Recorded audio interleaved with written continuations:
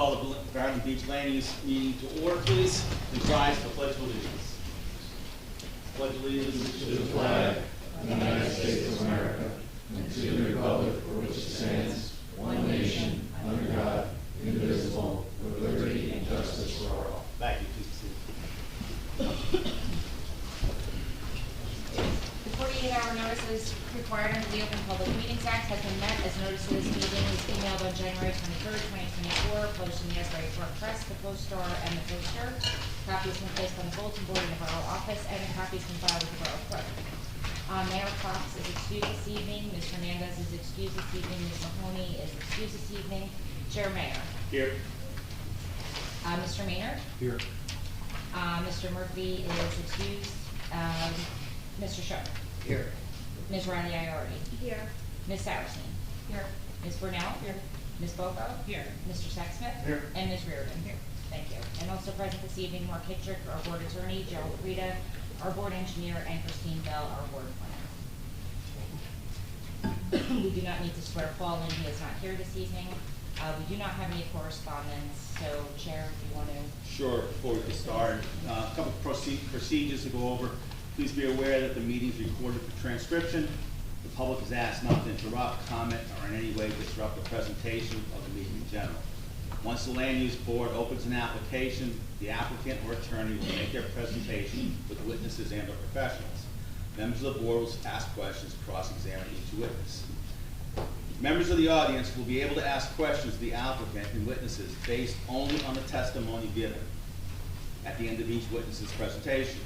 At this time, no comments, testimony, or evidence from the public will be accepted. The board may call its own witnesses and present its own evidence with respect to any application. Once the applicants conclude their presentation and the board opens to the public comment portion of the application, the public is welcome to comment, present evidence, and testimony regarding the application. Each person must be sworn in under oath or be limited to 5 minutes. If desired, the applicant may cross-examine you based upon your comments or testimony. If more than one hearing is needed to complete an application, carry it to a future date. No new application will start after 9:30 p.m. unless the board and applicant agree it can be concluded in a timely manner. Otherwise, it will be carried. The board reserves final decision. The board will adjourn at a reasonable hour, and rarely will a witness be called to provide testimony after 10 p.m. Thank you. Okay, I did distribute the meeting minutes from our meeting of February 15th. Motion for approval.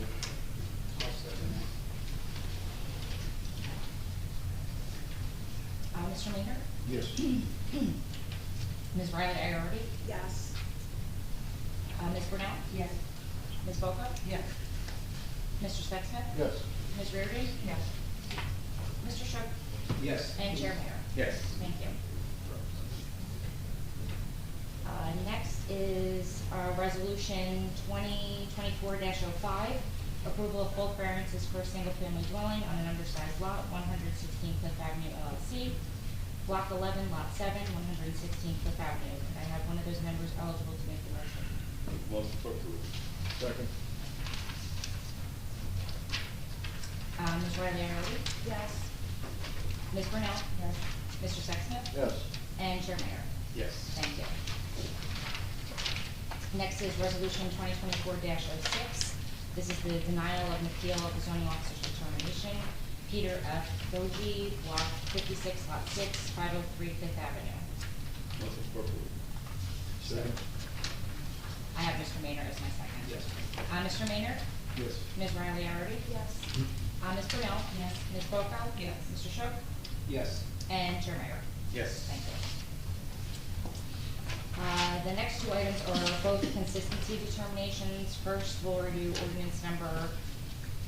ordinance number 2024-1 of the Borough of Bradley Beach, amending Article 2, terminology, and Article 8, off-street parking, driveway, and loading requirements of Chapter 450, zoning of the Borough's revised general ordinances to require and regulate electrical vehicle supply, service equipment, and make-ready parking spaces pursuant to state law mandates. It was introduced at the Borough Council meeting on March 13, 2024. Yeah, so I found this ordinance to be consistent with the borough's master plan. It particular, the 2018 Master Plan Reexamination Report recommended the borough regularly review the regulations within the land development ordinance against the planning goals and objectives, clarifying, amending, and updating when appropriate. Also recommended the borough review ordinance standards and correct any conflicts and review ordinance definitions. This ordinance revises the borough's ordinance to include the state law mandates regarding electric vehicles. So updating the ordinance when appropriate, as recommended. So I find it consistent. Christine, I have a question for you. Yeah, we have a couple questions. In this regard, I agree with you, but as far as implementation and such, there's a lot of gray area and unanswered questions as to how and where some of these make-ready pads can be put in and or street, street side charging, private property, something else altogether. But I see there's nothing mentioned as to where, limitations, considerations of such. So the state has a model ordinance, which basically as soon as they introduced it, became the law for every municipality within New Jersey. So even though Bradley Beach hadn't adopted this ordinance previously, they still had to follow the requirements in it. So this is actually adopting it, making it for Bradley Beach. Yeah, looking at the, what the governor's, actual ordinance or whatever you wanna call it that he proposed, and what's here and what the DCA put out, DCA came out with something a little bit different where it gives the boroughs, the towns, whatever, some leeway.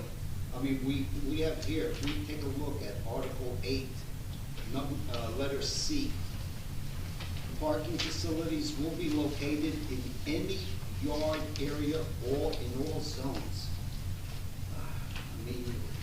Take the north end of town, if we put that in the front yard so that they could charge their vehicles, if you have a driveway, you're gonna put it in the side yard or in the rear yard, pull your vehicle and charge your car. A lot of these homes that are facing east and west on north-south streets and north end of town, they're gonna be limited. Like Dennis was saying. So if I could just intervene, our role Right. is whether it's consistent with the master plan. It is somewhat consistent, but. Well, so what I would say to you is, a municipal planner has rendered a memorandum and has not testified to the fact that it's consistent with the master plan. Our charge here tonight is to determine whether it's not as consistent with the master plan. We have expert testimony saying it is. Will we make a recommendation that the mayor and council review certain areas? Sure we can. I think that's the point. I think it's points being brought up regarding just to get into the record that there's some gray areas or open areas that maybe they should be questioned as when it comes to implementation, which is going to happen. And consistency, it is what it is. We agree with that, but it just seems very open. We're going to be looped for every EV charging station. Let's say let's say Darcy's, for instance, or 301 Main Street. You're going to be losing, well, not you, but we will be losing 2 parking spaces for each charging station. So that's a lot. That's not it. So the state allows you to take a 10% reduction. The state allows, for it to count of EV space for 2 spaces, and you're allowed to use that for up to 10% of the total parking requirement. And that's something that, even though Bradley Beach has not adopted this ordinance yet, that's something we still need to comply with. Well, this is why I wanted to make note that, the council needs to look into this I mean, to lose 2 parking spaces, let's say we do it on Ocean Avenue.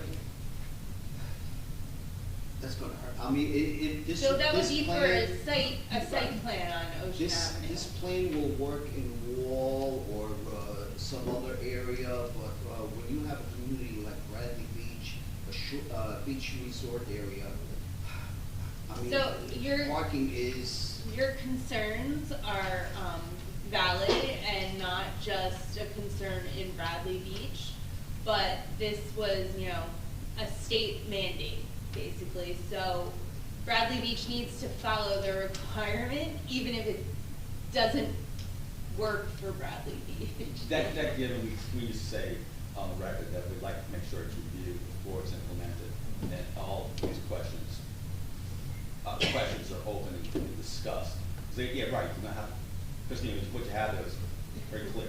Right. It was very clear, as Mary, yeah, you will do this, you will do that. So, but, yeah, you will do that, but we must have choice in our direction where we will do this. So we're gonna have to attack this thing ourselves, looking ahead, right? Correct. Every application's gonna stand on its own. Just think that when the state puts together an ordinance statewide, right, they're never gonna get, it's No. never gonna work for every town, right? Right. Because every town's just so different. Bradley Beach is a town where, in this case, it really wouldn't work well. We're already struggling with it in a lot of our other towns. Okay. This isn't new, this isn't just Bradley Beach. According to our council, we're only here to say, hey or nay, Right. right now. But to Say what attach, you said. attach your concerns going forward, So it's on the it's not a record. bad thing to let them know that, hey, we're gonna be facing difficulties here with on-site parking based on this ordinance. Because it certainly is an issue in, a lot of your neighboring towns. That- It worked fantastic on Ocean Road. Yeah. they have extension cords coming out the second floor window. All right, but that's, Everyone's not gonna have an electric car, right? No. Those that do are gonna have to make sure they have the means to charge them. right, so what's required? To make it even worse, which you may not be aware of, is, I believe there's 3 types of charging stations. Mhm. Okay, the most expensive of which charges the cars faster. The least expensive of which charges the cars slowly, to the point where if you pull into a shopping center to use it, and you run in to do your shopping and you come back out, you may only get half an hour's charge, if you're lucky. So, I don't know that the state thought all that through. Right. They just are moving ahead with the agenda of the electric car, and that's what we're faced with working on. Okay. So we make a motion to agree that this is consistent with it? Yeah, that's what Steve Say said. somewhat, but Well, yes, you I'll can't make a say- you can't say motion something. that this is consistent. Ordinance 2024-1 is consistent with the master plan. Can we put a note to have the council review that? With those, We can, so, we'll be You know, I'll adopting, bring it up. we'll be adopting a resolution tonight, and then we can, Christie, we can add that purpose. It's got 2 cents. make the motion to approve. I had to recommend to council to review the gray areas and the implementation. The implementation of the mandate by the state, how and where's it's going to be, these charging units, make-ready pads are gonna be just situated, that's all. How does he do this? So, we have a motion that is consistent with the master plan. I'll say. Well, they look at it and read it and listen to it. Mr. Maynard? Yes. Ms. Riley Already? Yeah, yes. Ms. Saracen? Professional. Yes. Ms. Brunel? Yes. Ms. Boco? Mr. Sexsmith? Yes. Ms. Reardon? Mr. Shook? Yes. Chair Mayor? Yes. Thank you. So, It's actually a question for the two. Do you mind, can I ask a question? sure, So if this gets reviewed, and obviously we have to adopt it, does that mean that if the concern is for those spaces that are not conforming and mostly north side of town, do you have the ability to assess, like, the zoning? So like, in areas that are predominantly conforming lots, where there is more off-street parking and there is the ability, there's more parking, you call that residential, whatever, right, you call it R1. If there's other zones where it's tighter and there isn't that ability, do you call that R1A or something else, so that, You have a higher parking requirement? yeah, and for that? like your rules just are fair, I given where mean, you Yes, you could do certainly that. could change, your parking requirements, but, RSIS always kind of like dictates what Yeah. the parking is, so you can't require more than they do. And that's gonna come from the council. Right. That would be part of it. That's going to be part of it. can we put a timeline on when they have to do that, considering how things haven't really gotten done? Well, next mayor and council Good luck. meeting, I'll bring it up again to them. So there's not one more. So, before we go to the next one, so, I prepared a resolution that we need to adopt, because this has to go, that resolution has to go to, our council, so they can, have a public hearing and potentially adopt this ordinance, so. That, I prepared the resolution, and Christie will get The language in the Discuss, recommendation. So we need a for review. motion for adoption of the resolution. Make a motion to adopt the resolution. I'll second.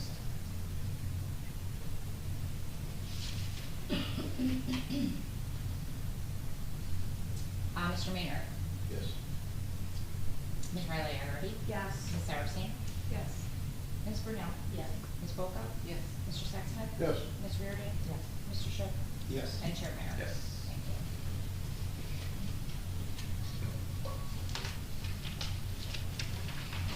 Our next ordinance, for consistency review, is ordinance number 2024-2 of the Borough of Bradley Beach, amending chapter 396, stormwater management of the borough's revised general ordinances to adopt new regulations consistent with amendments to the NJDEP stormwater management rules.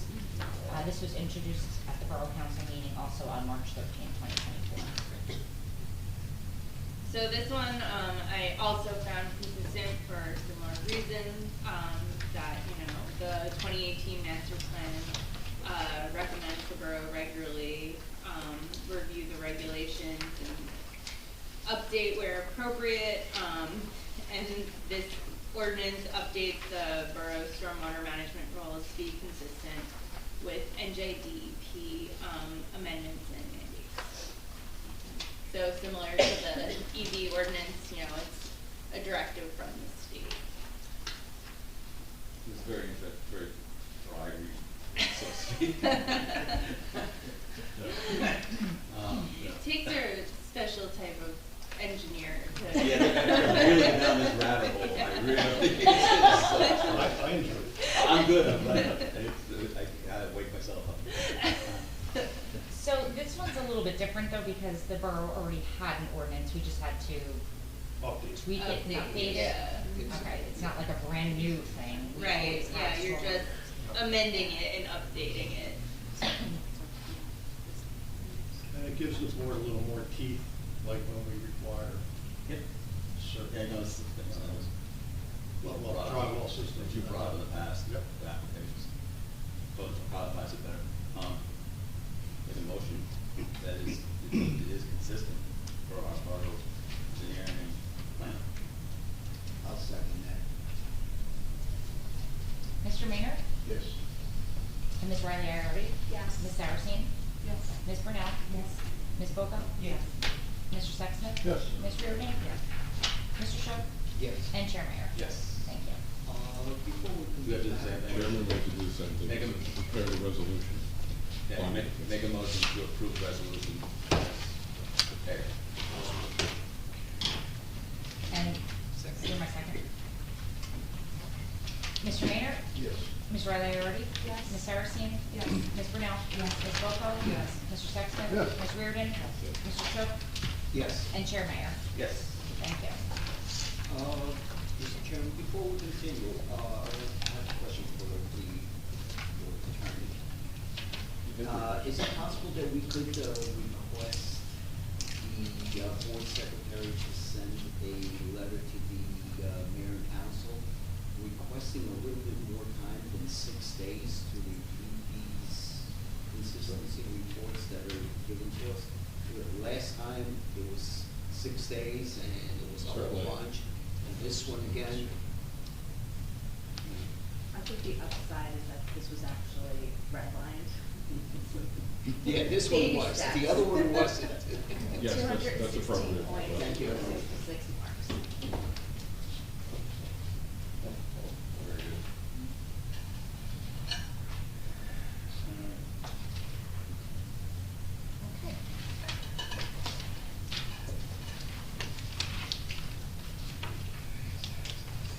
Okay. This is back again. Moving along? Yeah, please, let's move on.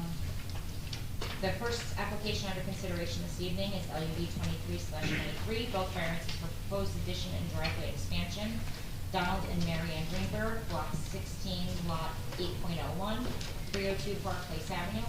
Applicants proposing to remove the existing half-story of the existing dwelling as well as both sheds in the rear yard area. The applicants are proposing new construction of a full second story on the existing dwelling with a one-story addition at the rear of the dwelling with an outdoor shower. The applicant's also proposing a detached one-car garage with an extension of the driveway. Applicants represented by Jeffrey P. Beekman, Esquire. And as they're coming up, first we just want to put on the record that Trupo has been. Oh, I'm sorry, did I miss that? you did. I did, I'm sorry. Danny Grace Trupo, which we anticipated that was going to be withdrawn. Right. That was resolved with the zoning officer, so. Y'all can't do a comment, right? Good, that's good. Good evening, Jeffrey Beekman, the Beekman Law Firm. I represent, excuse me, Don and Mary Ann Greenberg. As your board secretary mentioned, this is 302 Park Place. My applicants are making an application for their single-family home, which has some existing variance conditions, and they're looking to construct some additions to that, those existing conditions. I just wanted to review what those variances are with the board, just so we're clear. Before you do that, who'll be testifying? I will have Donald Greenberg, I will have David Cohen, and Joseph Kashuba. Okay, if they could just come up. Yes, that's where we're putting in. Cohen and Schubert, come up. Greenberg, along with Mr. Freeman. Ms. Bell, raise your right hand, please. Do you swear or affirm to tell the truth, the whole truth, and nothing but the truth tonight? Kidding? Yes. Thank you. Just briefly, the application is proposing to construct an addition over the existing main portion of the structure, as well as an addition of what's already expanding, expanding one-story addition to the rear for addition. The variances include, we actually are removing a non-conforming impervious coverage to make it 59% conforming. The driveway, a portion is going to be removed, and we are proposing a setback of 1.82 feet. When we submitted this application, your requirements for a driveway setback was 3 feet. The new ordinance that was just recently adopted changed that driveway setback to 1 feet, although we were with the earlier ordinance. So if it pleases the board, we'd be glad to move the driveway to the 1 foot and also make it compliant for an 8-foot width, if that's what is required. If relief is required, we will certainly ask for the relief. There is an existing front porch which will remain on the first floor level. That is located at 11.74 feet, and 13.16 feet is the average setback within the block. The applicant is also proposing a second story, or I should say, an upper level uncovered porch directly above at 11.74 feet, where 13.16 feet is required. There is a minimum side yard setback request of 3.12 feet, which is where the existing building is, and 5 feet is required, and a minimum distance from the primary structure to the garage, 20 feet is required. The applicant is proposing 4.5 feet to the deck, 12 foot 11.25 inches to a retractable awning, and it's slightly over 20 feet to the actual structure. And those are the variances.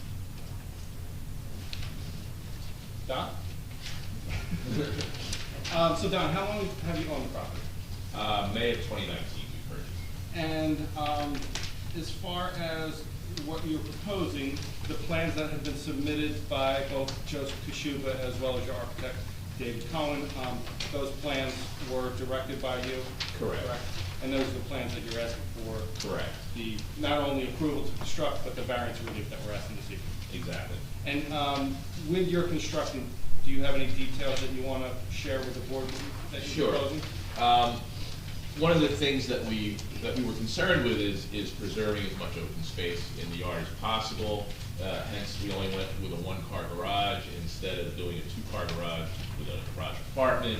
While we're not going for LEED certification because of cost, we are going to make every effort to use sustainable materials such as recycled sheetrock, FSC certified lumber, zero VOC paints and adhesives, because part of what we're doing is trying to have the lightest footprint as possible while still constructing the home that we want and need.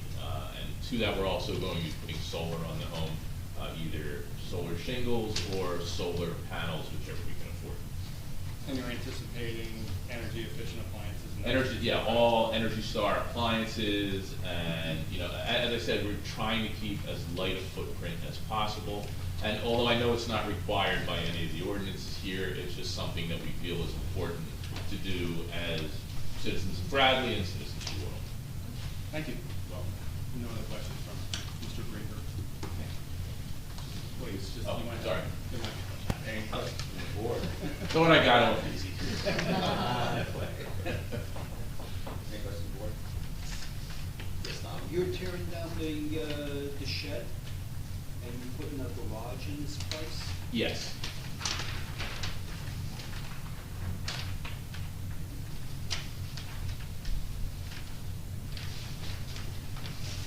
Yes, well, I have questions on Please. the question. Please.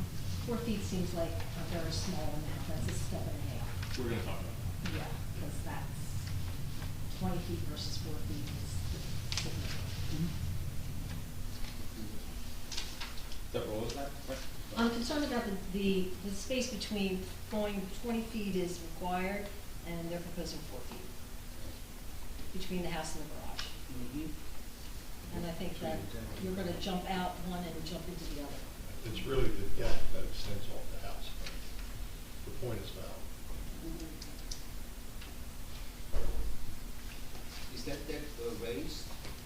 Yes. It's an existing deck. How high off the ground is that? I didn't Roughly, measure not, it. not exactly. It's about 4 3 feet. feet, 3 to 4 feet? 3 feet. 3? Yeah. Oh, thanks, dude. 3, 4, 3.5 feet.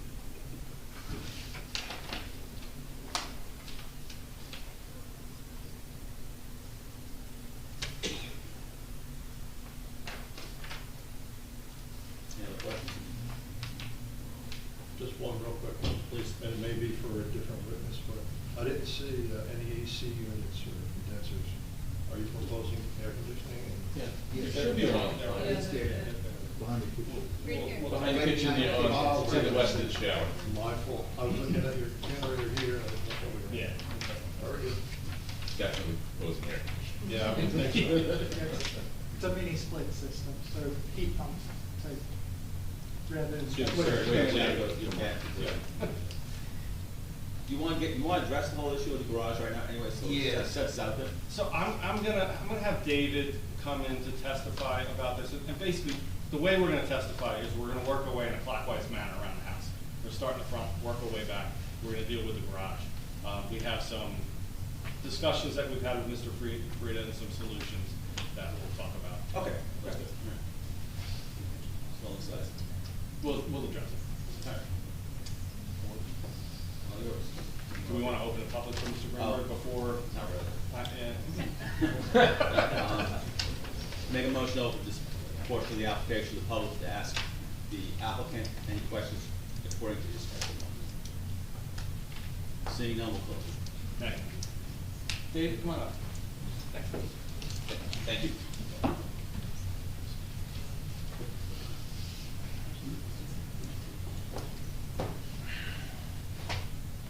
David, you are an architect in the state of New Jersey? I am. All your licenses are current? Yes, they are. How long have you been an architect? I've been licensed in New Jersey since 1991. And how many boards do you think you've testified? I testified at least 2 dozen times before probably 6 or 8 boards. We accept this. And you prepared the architectural plans that were submitted for this application, correct? Yes. And I believe the last date was in December of 2023, December Correct. 22nd, 2023? Yes. With those plans, let's just talk about what you're proposing to doing. And again, as we discussed, beginning from the front and working in clockwise fashion around the property. Sure. All right, so there's an existing porch in this property, correct? That's correct. What is being proposed in that porch area? So we're proposing new structure. Right now, there's an existing and columns supporting a gabled roof over the entire porch. And I think we have a photographic exhibit when people are concerned to see that. We're taking off the gabled roof and installing instead a deck which will be accessed from the second floor living space. You know, maybe to help, just so there's a visual, let's introduce the photo here.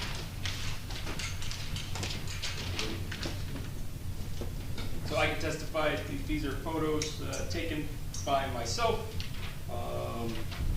Tuesday. And I do have copies to pass. I know it's hard for the board to see that all the way across the way here. So it's consisting of an aerial of the property and 7 photos of the property and surrounding property.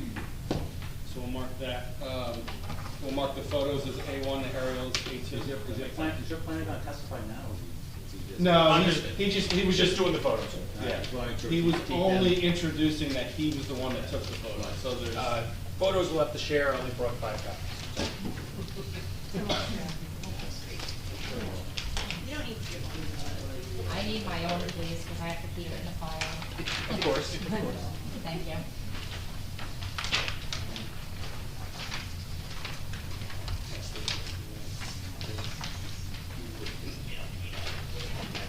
So Jeff, you said photos, you want A1? we'll have the photos A1, we'll And have aerial aerial A2. A2. I think the photos are more critical. Those are photos of the Photos of subject property and adjacent properties.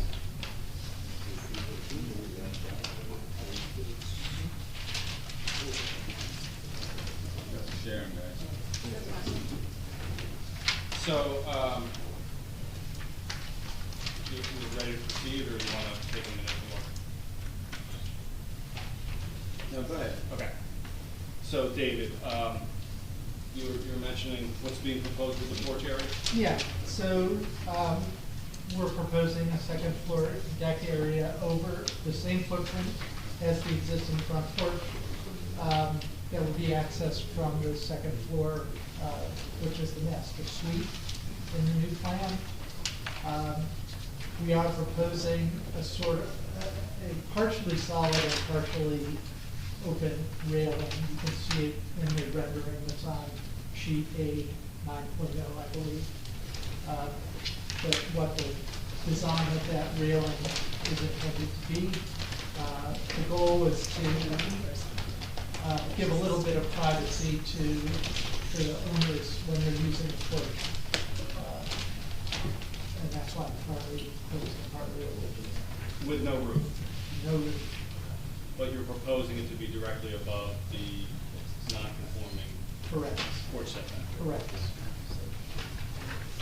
All right, and as far as the west side facade, moving again counterclockwise in a clockwise direction to the property, can you explain what's being proposed along that side, because that's where the side yard setback is, correct? Correct. Yeah, so basically we're taking the line of the existing building, which is partly 1.5 story and partly single story. The kitchen area is single story. And we're extending the kitchen into an area which is currently a shed. So we're using the existing foundation for about a 6-foot extension to cover that shed area with new kitchen space. And it's aligned with the existing west wall of the existing house and west wall of the existing kitchen, which is non-conforming. In addition, up above on the second floor, it's becoming a full second floor as opposed to a floor and a half, which is what it is currently. So still just lining up with the existing construction. We felt that was advantageous, both from a standpoint of water infiltration resistance. Every time you have a setback, from one floor to another, you have the potential for leaks coming in at where the roof transition is. So we wanted to keep it as a continuous wall. Also aesthetically, it seemed to make more sense to us to have it line up. If we were to set it back to be complying on the west side, we'd have to set back on the east side to be consistent, symmetrical, and we just felt that we would be sacrificing a lot of space on the second floor. It'd be hard to make things work with that porch because the porch, goes all the way out to the end, and so the deck up above would be peculiar if we stepped back the east wall. So those are the reasons why we wanted to keep that wall aligned, and we felt like it was an existing, it was just in keeping with an existing non-conformity, so no real disadvantage to the zoning regulation. And when you say shed to the rear, can you just describe so the board understands what that actually is? Which one are you? Okay, so if you look at drawing A1.0, which is up on the screen right now, you can see on the left, the foundation has the block wall all around that one-story area that is the kitchen on the first floor. There's a block wall that comes across that back space, which is, by the way, crawl space. It's not full depth foundation in that area. And that horizontal wall that comes across is where the front, I guess, of the shed area would be. So that crawl space, or that area, the smaller rectangle, is where the shed is currently, and it's accessed from the exterior and currently, and it's used for storage. So it's fair to say you're calling it a shed because it is only accessed from the rear and not from the interior? Correct. Okay. But it's actually existing? It is existing, and it is connected to the house. And the proposed depth of what you're doing is no further than where that shed is today? Correct. There's an additional foundation wall to the right of that area that you're talking about? Yes. What is that? So we're expanding the kitchen not just to the rear, but also to the east side by 2 feet to create more kitchen storage, or kitchen usable area. And we're taking a part of the deck in order to make that expansion. So the existing deck goes a little bit further to the west than what is shown on this plan. And if you jump to A 2.0.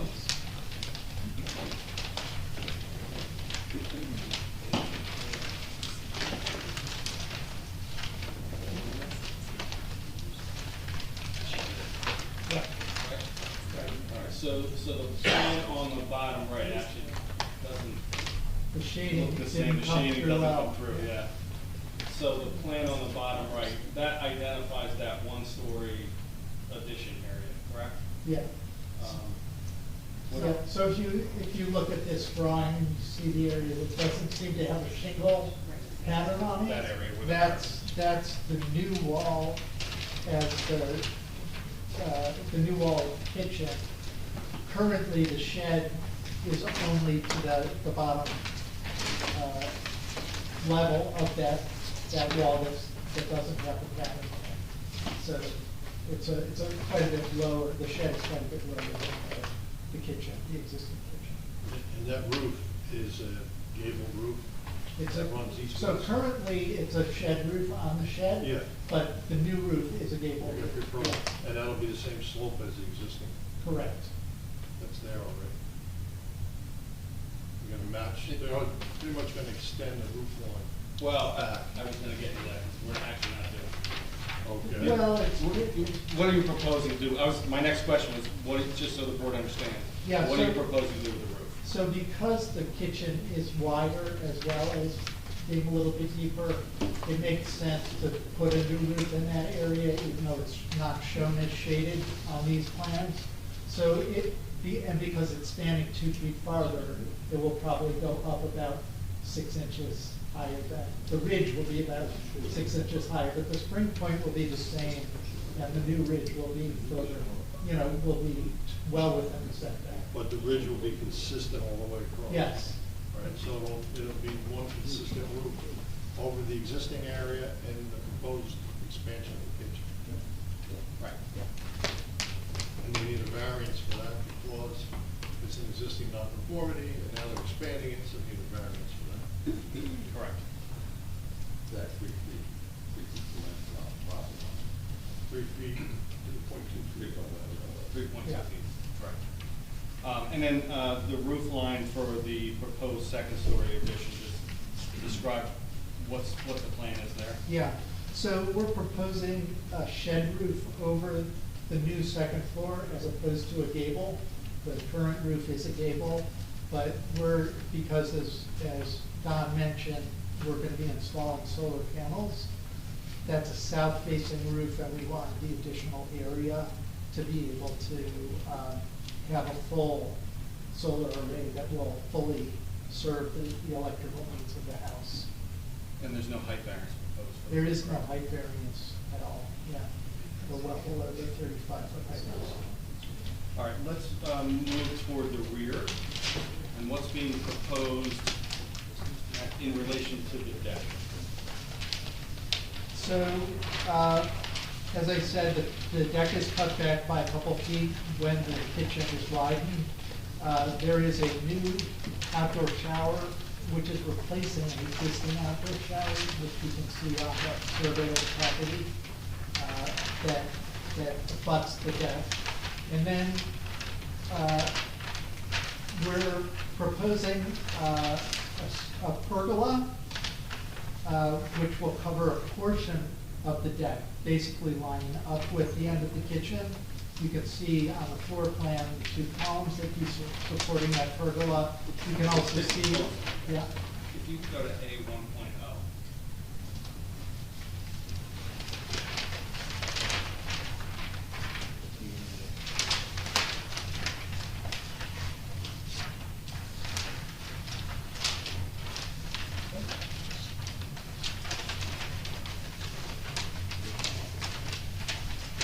yeah. So those 2 little squares that you see On the right side? within the deck that line up with the end of the kitchen, those are supporting the proposed pergola, which is quite open. It's just got 3 members. And the goal is to have a retractable fabric awning that would be used not to make it an all-weather type of thing, but really for sunshade, to be able to have a shaded environment on the deck. And then the new garage structure, as you can see, was located pretty carefully to try and meet the required setbacks, and to give access from the existing driveway, to rotate it the correct amount so that the driveway would be able to access that new garage. And we understand the concern about the proximity between the deck and the garage, and it did suggested that we could cut off about a triangle of the corner of that deck to try and increase the clearance between the deck and the garage, and we're happy to do that, and move 3 or 4 feet on a leg, each leg of the triangle that would be cut off. So that would be looking at the plan, the upper right portion of the deck. Yes. It's about 22 by 22. It's an existing deck, right? Yes. So there's no boundary changes of the deck other than where the kitchen changes. Correct. If the board wouldn't mind, I spoke a little bit with their engineer earlier, and I think at least 3 feet on each leg would be sufficient. Because it opens it up and makes it easier to walk through, firefighting, that type of thing. You know, you're not gonna be banging into the side of the deck, which is 3 feet high if you're trying to put a fire out. And it opens it up more, instead of 4 feet, it might be more like 7 feet. It's supposed to be 20. Supposed to be 20. And a lot, 100 feet deep, that's kind of hard to do. It's fine. It's a big difference. Well, you know, the ordinance are all written around the full-size lot. That's why we have to make changes on the lot. The other thing is the way that your garage is oriented, that also plays into the proximity of that separation. And I was wondering if there's any way to pull it away and rotate it some to kind of make it less, it just doesn't seem to line up. It just looks So, like it's thrown in. since that's more of a site issue, I think I'll have Joe talk about that. That's fine. We have talked about that, and I understand you spoke with it. It looks kind of tight. It looks kind of tight. But I think if they can get us cut off the corner, which would be a significant help there, if we can somehow talk later with the engineer about possibly rotating that a little bit, I think we'd be in much better shape. To your point, Jerry, the garage length of 18 feet 10 inches, that was somewhat reduced, and you rotated it more to a 90-degree slightly, and picks up more, keep the 5-foot setback. Well, yeah, but I wouldn't Can't get a reduce the car. length because they How need much? the 18 feet for the parking space, 18 feet. right?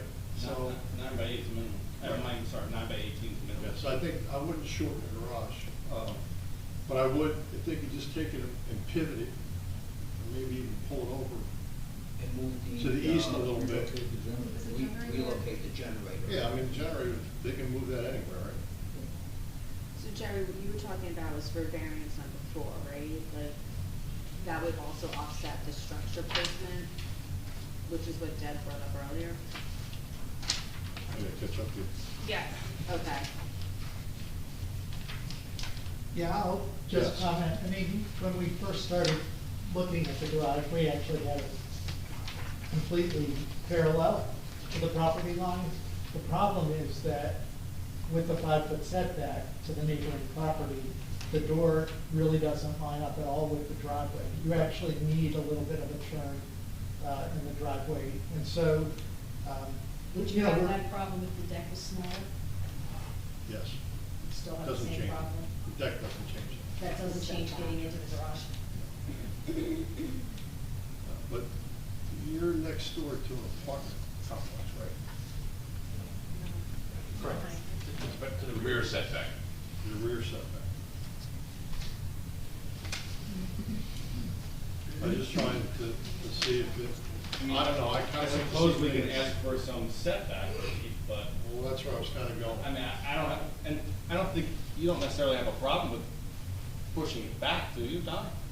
Fine by me. But with that not being public knowledge, to start off with, people ownership of that apartment in the back, may have an issue, we're not giving them the opportunity. Right. Well, I tend to, I like that because it's kind of, you're up against the property. Yeah, I'm not saying to put it right up against the property line, but 4 feet. probably could go even more than 4 feet. That is, It's in my catch-all. I still think it's. Oh, I assume they are. Yeah, I mean, we noticed everyone. Yes, so they would have been noticed Yeah. to the application.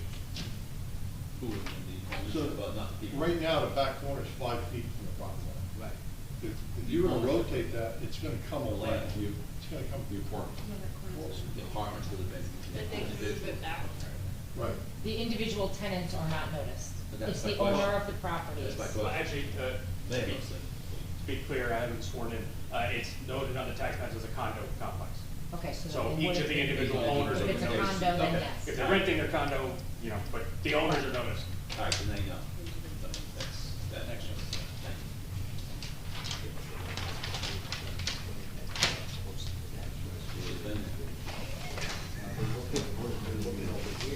I mean, you know, there's no objection to work with you on that, it's just, the problem is what relief are we looking? Are we looking at no more than a 3 foot, or no less than a 3 foot setback? You know, I don't wanna recreate the room there. I think it's wise to look at another variance. Let's just say what they asked. Okay, then that's the direction, Martin, what we have. And then we better off. But I do think when it comes to the engineer's testimony, we can look at just rotating that That's an excellent point. slightly. An excellent point. Yep. And stay still within variances, without adding one.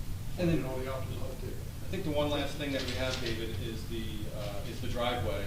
Just explain what's being proposed to the existing driveway and what's being proposed from the existing driveway to the garage. Sure. So, the existing driveway currently actually goes all the way back to where the shed is. And you can see that on the site survey. And so we're actually taking out a bunch of the existing driveway, some of which is paver, some of which is concrete, and then proposing to put in a ribbon driveway. And I did actually bring an exhibit that I can share. You know, we went online to find guidelines for how to lay out a ribbon driveway. This is from the town of Burlington, Vermont. And so, let me pass copies around. I did bring enough for everybody. So, David, what are we gonna call it? I guess it's A2. No, it'd be A3, but what are we gonna call it for the record? It's ribbon driveway guidelines.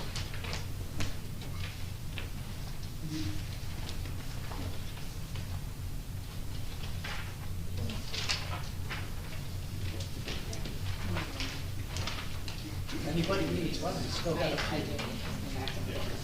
Thank you. So it's two-sided, and, you know, basically, this is where we came up with the 7-foot width of the driveway, which was that variance condition.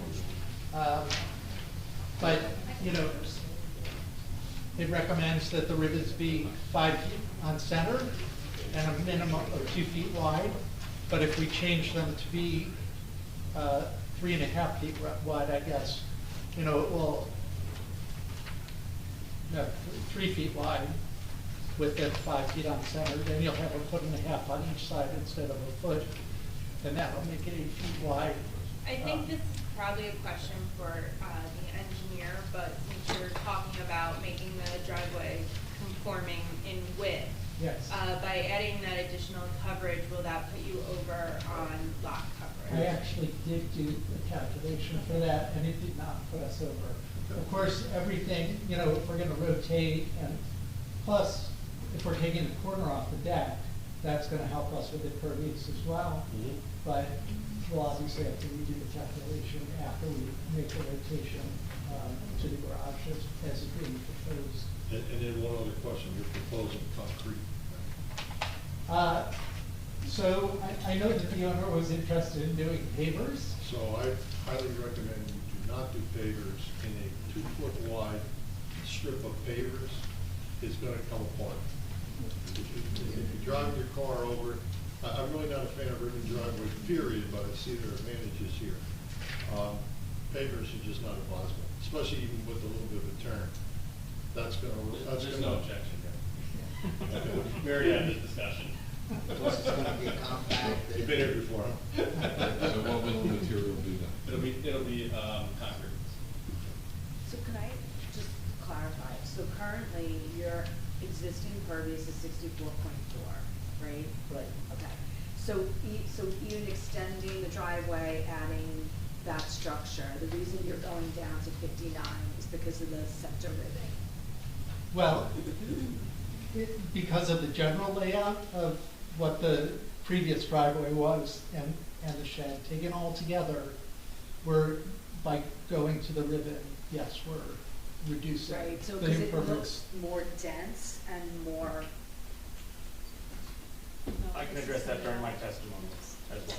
Okay, yeah, I got you.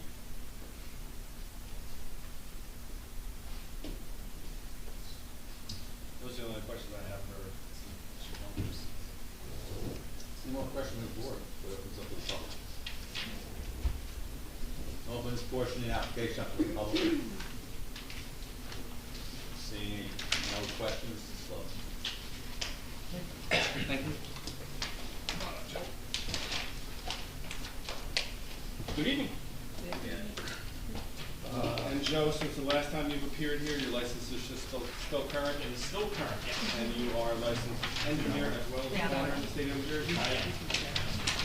I would offer Joe as an expert in the field of both engineering and planning. This one I have plenty of. Yeah, we're gonna need two more up there. So you passed out A2. A2, yes. So that's already been marked with A2, which is also up on the board.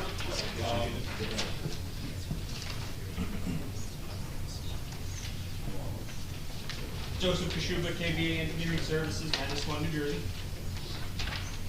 So, I don't know if we're gonna get this. No, did we get the okay? Okay. Thank you, Mr. Mayor. But that's. Thank you. So, Joe, you've been charged by the applicant as well as working with the architect to prepare the plot plan and grading and drainage plan? Correct, we prepared the grading and drainage plan, I reviewed the architectural plans thoroughly, and we've been asked to provide planning testimony for them. And what are you proposing to deal with drainage? Let's deal with that first. So we are proposing a couple yard inlets and a dry well in the backyard to collect the runoff from the garage in order to improve the drainage from existing condition, not impact any of the adjacent projects. Is it necessary to collect anything from the structure? I don't believe it is because all of that is pre-existing, so we're not increasing any of that. The porch, the house, even the shed has a roof over it, so we collected the areas that are increasing and actually are collecting more as we're reducing by removal of the shed, some roof area. So it's a net improvement of drainage on the plan. And you'll agree with Mr. Frieda's letter as far as what has to be proposed when it comes to drainage? All right, let's talk about the garage and the ribbon driveway and the deck. Certainly. So we should probably talk about it in totality in the context of the property. We do have a 50 by 100 foot property. It is conforming in size, but 100 foot deep, especially with a pre-existing home. The deck makes it difficult to be fully compliant with the ordinances while trying to develop and add a garage, which I think is certainly an improvement to the property, increasing parking, and providing a safe, secure place for storage of not only car, but bikes and boogie boards and things like that.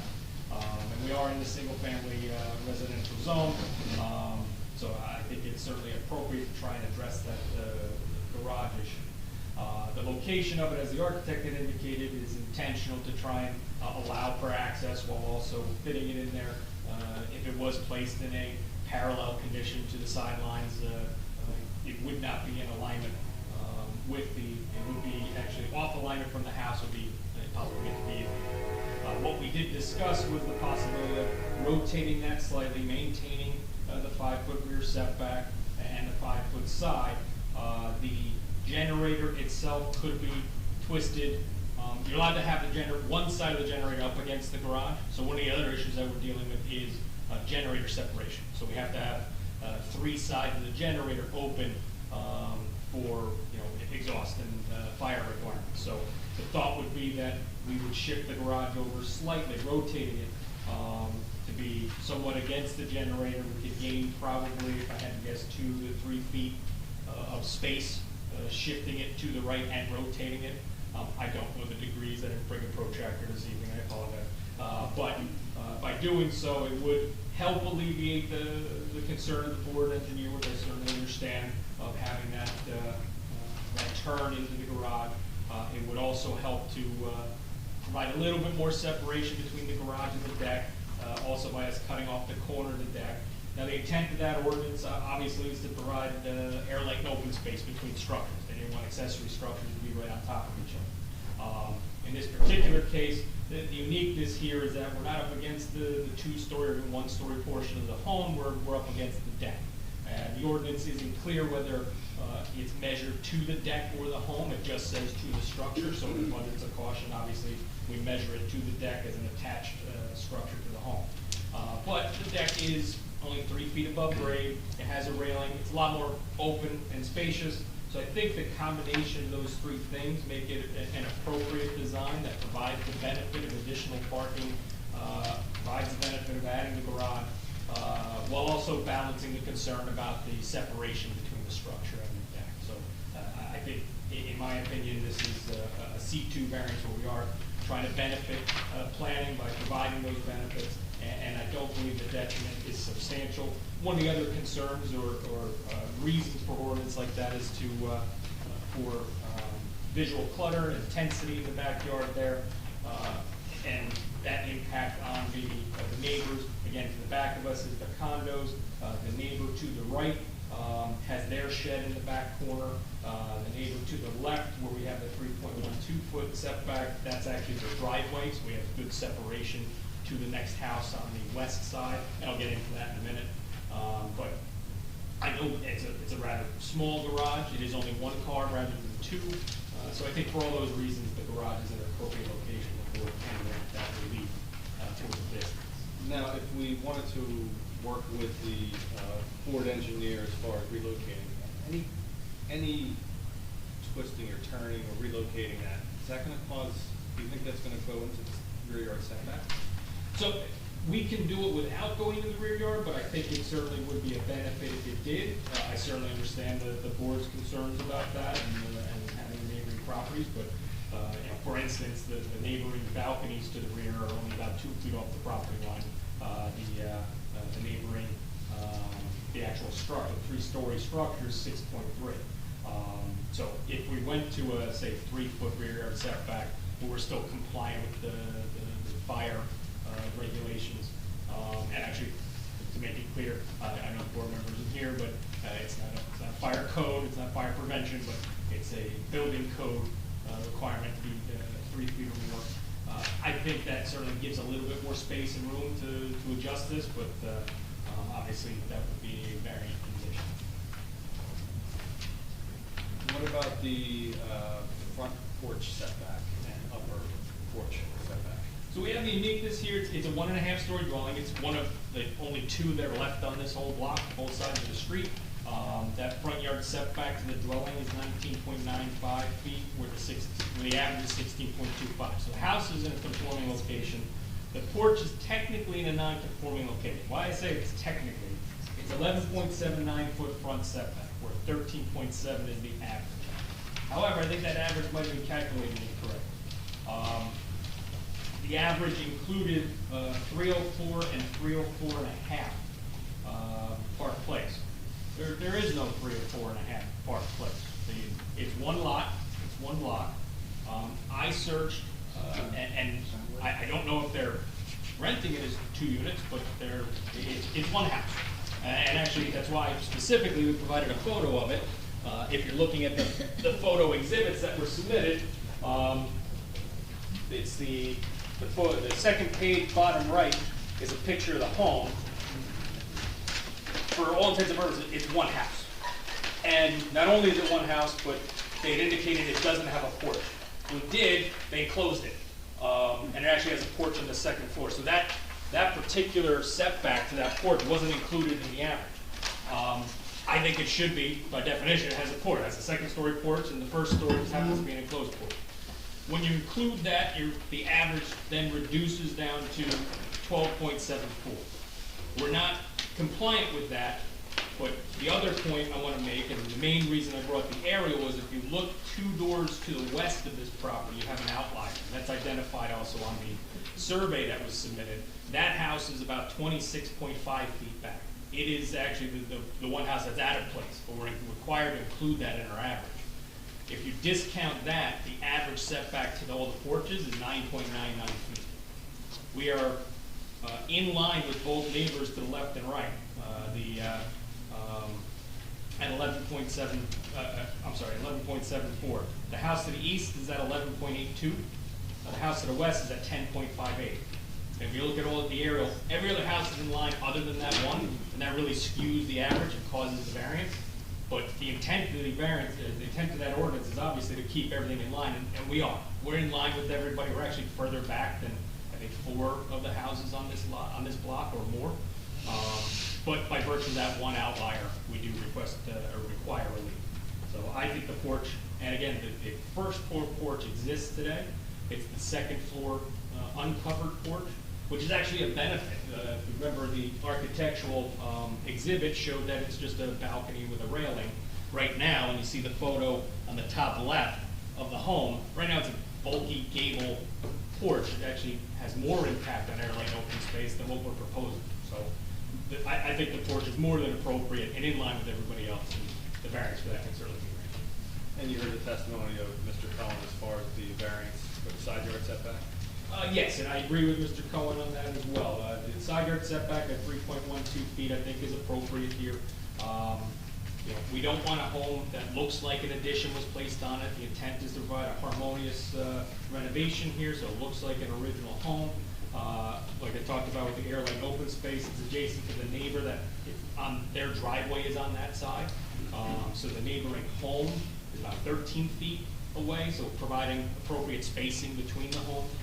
So I think in this case, the second story addition over the main portion of the home and the extension of the kitchen and the roof being adjusted up that little bit because of the new framing, all of that at a setback of 3.12 feet I think is appropriate. I think we'll look more at a place if we did step it in. It would certainly affect the kitchen portion, but would affect the entirety of it. It raises concerns about addressing just structurally how you support that when you have to step it in 2 feet. And aesthetically, I think it looks a lot better being one harmonious addition. So I think that variance could certainly be granted, both under the C1 and C2 criteria. C1 that the house exists today, but the C2 most importantly, promoting the general welfare and promoting a desirable business environment. Anything else you want to add? Let me just check. Regarding the driveway strips, as discussed, we can comply with the 8-foot width, so that we can certainly do. And we'll ensure that we'll comply with the impervious coverage as well. And yes, correct? we are complying with the impervious coverage. We're actually 1% under. And you'll notice on the plot plan, we have the existing condition on the left side, the proposed on the right. And I agree, if you're only looking at the right-hand side, we're not removing enough, but there is coverage on the left side that's being removed as well. And the compendium of the coverage being removed brings us into conformity. We are 59%. It'll be less than 60. I don't know if it'll be exactly 59, might be 59.5 by the time we're done, but we will be compliant with it first, which is certainly a benefit. The promotion of the general welfare is bringing things more to conformity. So we take in the non-conforming coverage and bring it to conformity. And HVAC, generator, they're all compliant with our setbacks. That's all in compliant location. Just to confirm, the ribbon driveway portion is really only proposed from the rear of the house to the. That's correct. So the front portion of the driveway is non-conforming in that it has a 0 setback. That is pre-existing. What is it made of? Concrete. It's actually in pretty good condition. We did provide pictures of that as well. Yeah. So on the photos that the board has, you can see the driveway on the bottom left photo and the top left photo on the second page. Primarily on the bottom left, you see that the driveway extends to the neighbor's walkway.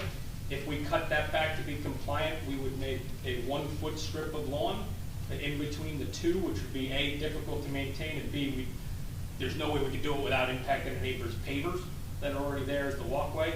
It is a nice, clean, existing condition. The driveway's in really good condition. So we felt it best to leave that as pre-existing because it's there, it's always been there, and address the portion towards the back of the property. Obviously, when we applied for this, 3 feet was the requirement. Now 1 foot is the current ordinance. But because of the existence of the neighbor's walkway and the fact that the two butt up against each other, we felt the pre-existing condition can stay. It's probably a more aesthetic improvement as well. How big is the shed that you're removing?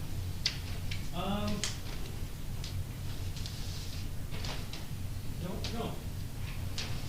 See if I look on the site. I mean, you're very borderline with this impervious coverage. Maybe the only thing that's given it is the dimension, which is the great sheet of this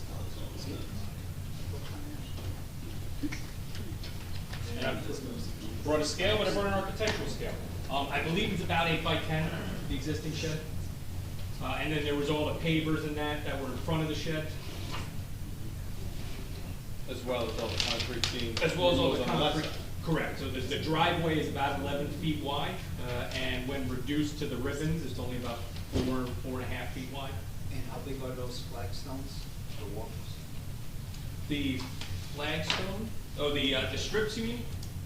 The driveway It strips? says new flagstone walkway. Off the steps in the back of the deck. Oh, I don't know the exact size of those, but I believe they're about 30 inches wide and maybe 4 foot long.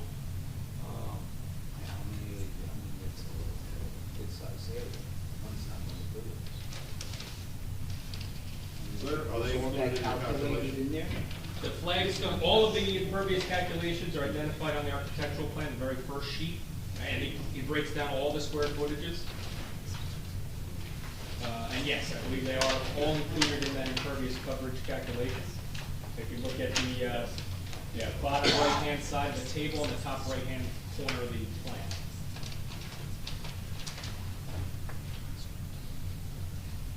Yeah, the plans identify them as included. 23 square feet. Correct, right in there, at the bottom of that section is all the coverage right in there. And you see the new flagstone. So they did an in-depth calculation of the impervious and determined that it's compliant. And bear in mind, it's a 5,000 square foot lot, so every square foot has a little bit more of an impact down on a 7,000 square foot. The testimony is it'll be 59%, even with the driveway being a little bit wider. Correct. With the adjustments made, we will be under 60%. That's our testimony. We're not asking for a variance for impervious. So, seems like it's the one point that has not been really set in place is how much and where you move the garage. It's kind of get to that. I mean, as Joe had indicated, I think we would propose, if you were inclined to give the rear yard setback a 3-foot setback. It's not gonna be the entire garage, it's not gonna be all the way across, because it's still gonna be skewed. But we would propose a 3-foot setback and work with Mr. Frieda with that design to make sure it works. And rotate it so it's immediately adjacent to the generator rather than, immediately adjacent as close as we're allowed to by code, rather than having the about 5 feet or so distance between the two. The generator has to be 5 feet each side, right? Correct, which right now, as it's shown, is compliant at 5 feet. So the generator would have to be moved to the other side. Not necessarily. Not necessarily. We have about, I would say about 4 foot of room of space between the generator and garage that we're not required to have. On one side, you're allowed to be, I think it's 12 inches off the generator, so we could shift it over 3 feet and back and turn it so it's better positioned on the property and further distant from the deck. But we can move it without incurring another variance too. It can be moved without incurring that rear yard setback. Yes. So you move it, you lose variance totally. Well, the variance is there now. It would be Right. adding that back corner, it would go over the 5 foot area. Or would be adding that and the generator variance for the generator? No, it's not. No, the generator will comply. We'll guarantee that the generator will comply. I prefer not to add another variance, but if the board feels different, that's different. I agree. Well, would it change the distance to the structure?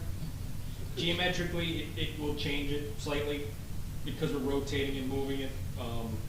It's probably not gonna be on the order of feet, it'll probably be 6 inches further, but we're also cutting a corner off, which is gonna add a couple feet, so. So still cut the corner over that? Yes, we're stipulating we're gonna cut the corner of the And deck. 3 feet's enough, should be more. I think 3 feet's enough, but you know what, if they need 4 and 4 because they need the extra, It'd be better to go for more right now, just to make that. You don't have a problem with form. Okay, That's four. fine. When in reality, you need 20, correct? No, No. we're talking about cutting 4 feet off of the deck. Can I go back to your porch setback for just a moment? Sure. When you were doing the calculation for how far they were from the street lining up the other properties, were you doing balconies or were you doing front porches? That was measuring front porches, I'm unaware of any balconies that extend beyond the front porch. Okay, but do all the balconies that exist, are they even with the front porch or are they set back in the code? they're not balconies, upper porches. their upper porches. Yeah. So they can go to the edge of the They're property. allowed to go to the same distance as the porch below. And I would say in my recollection, the majority of them do go right out to that. The one to our right is set back a little bit more. Right, I think I that's see the that only, in the I think that's the only one that's set back, if I remember correctly. Remember, the balconies are only a 2-foot projection. Right. I was just gonna ask you, can you walk us through, or at least maybe walk through the number 2 variance under B2, which is, I guess, the upper? So you're creating that variance because you're adding an upper porch, correct? Correct. So we're violating that by virtue of the upper. And is there a reason why you would be violating the, I mean, I could get other variances being violated due to the nature of how the property sits, but why is this one being created? Because the upper porch is gonna be immediately above the lower porch. Right. And we felt it's in the proper location. It's only because of that 126-foot setback that the average is even that far back. All the other homes are aligned at about an average of 10 feet. We're at 11.74, I believe it is. So we're actually behind the average, save for that one outlier.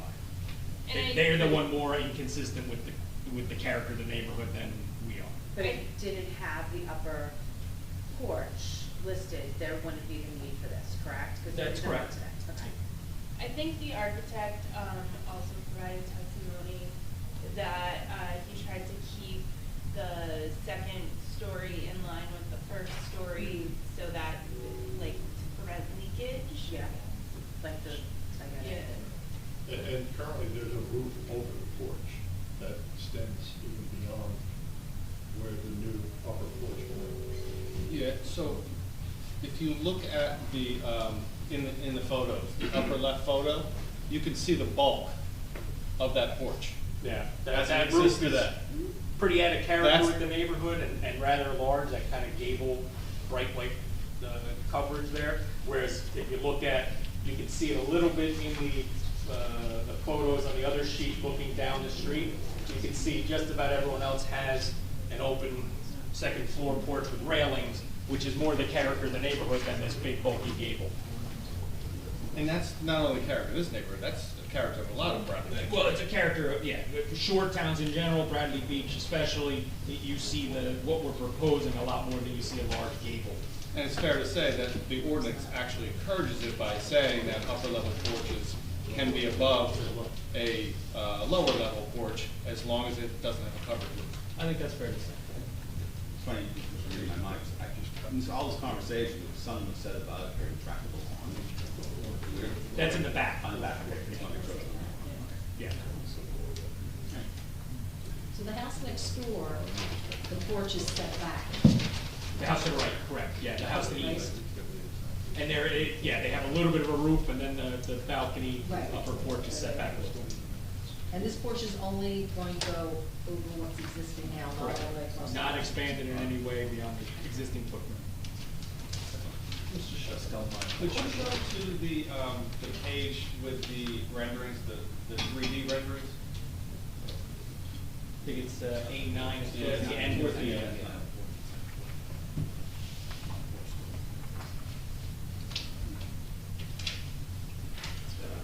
Yeah. Modern technology.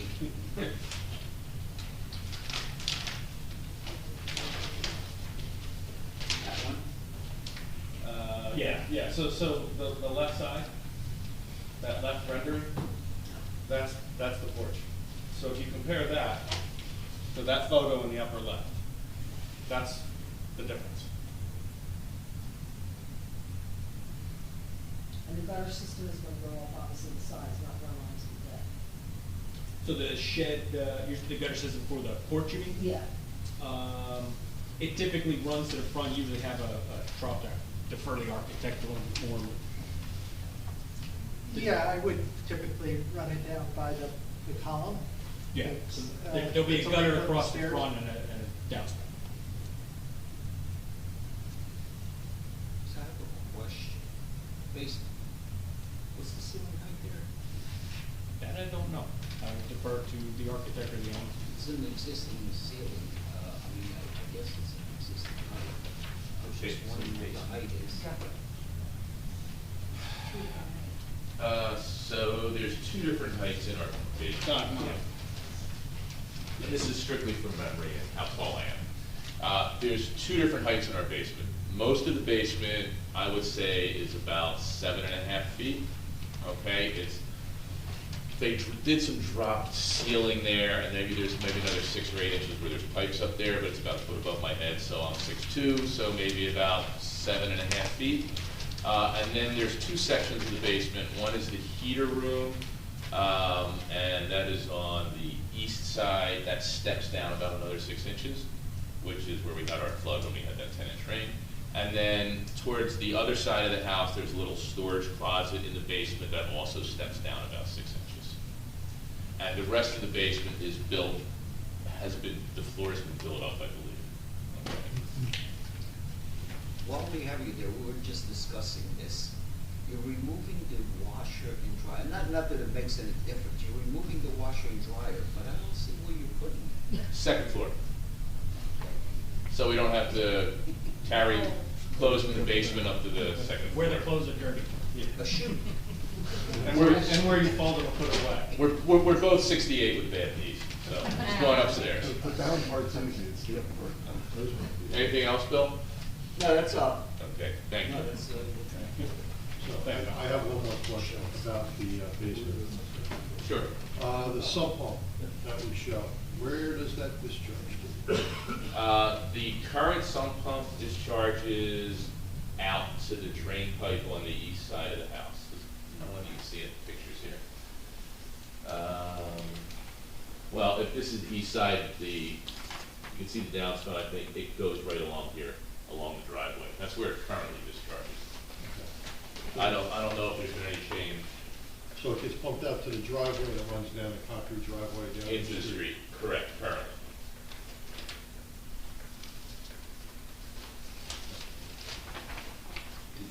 The area to the left of the porch in the front yard, is that landscape, is that lawn? It's some landscaping and lawn. You can see it in the photo.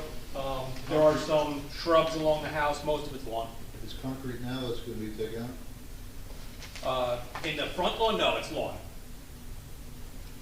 It's lawn.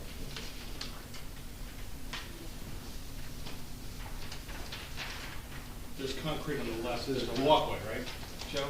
There's an existing walkway, so that Is that what you're talking concrete, about? yes, there's a 3-foot walkway along that property That's line. where the concrete is pointing. That's where the concrete is Okay, pointing. okay, thank you. I have a question. How many trees are going to be removed back here, new trees? You're saying the row of arborvitae across the rear of the property? The rear of the property, yes.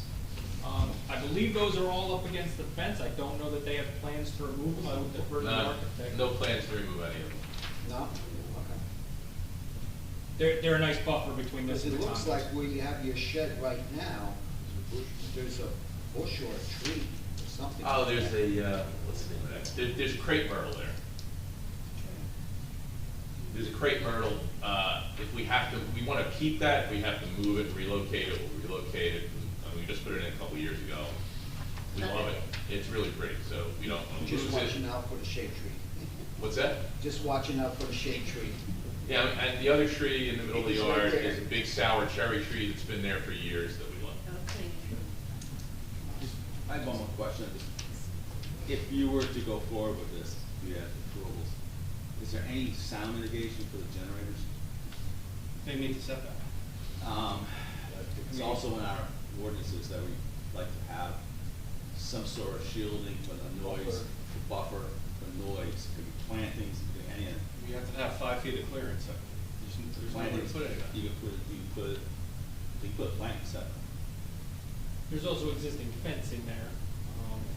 But I'm saying, because those generators are loud when they fire off, when they go testing. They fire off in 5 minutes. No, they don't.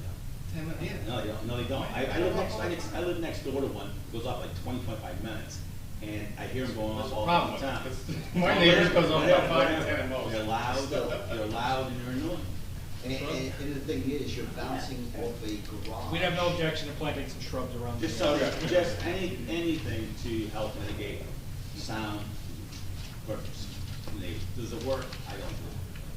It is something in the last review of the master plan, We have no We'll- objections. We'll put in shrubs to the extent that we can. The cypress, Leyland cypress. I would actually strongly suggest we don't do Leland cypress Okay. in a 5-foot area. They grow really big and they're uncontrollable, it'll be over the neighbor's property in 4 years. All right, so we still haven't resolved garage as to position and how much. How can we do that now? I know we're gonna take 4 feet, it's gonna be 4-foot right triangle off the porch, off that corner. What are we doing as far as how far can we pivot that and maintain the 5-foot? Setbacks. Back corner.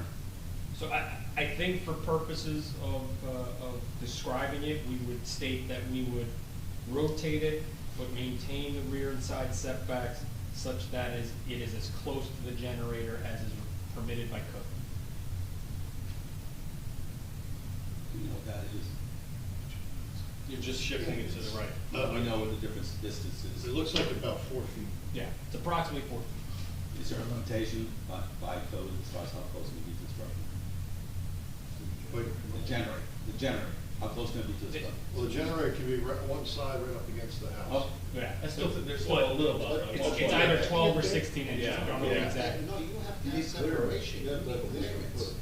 I don't mean right on top of the house. No, I understand. They can rotate it to where, I mean, right now, there's like 6 feet in between it. They can rotate that. It's a substantial. Yeah. And we'd have no It's objection. gonna have to, listen, construction's gonna be there to take this up if it's approved. They're not gonna let them put the generator in a spot where it's not allowed. Correct. So if that's the case, then they're gonna, guess what, they're gonna have to move to the other side of the garage. And that could happen.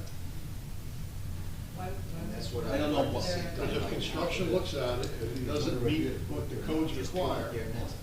they're gonna have to move it to the other side of the garage.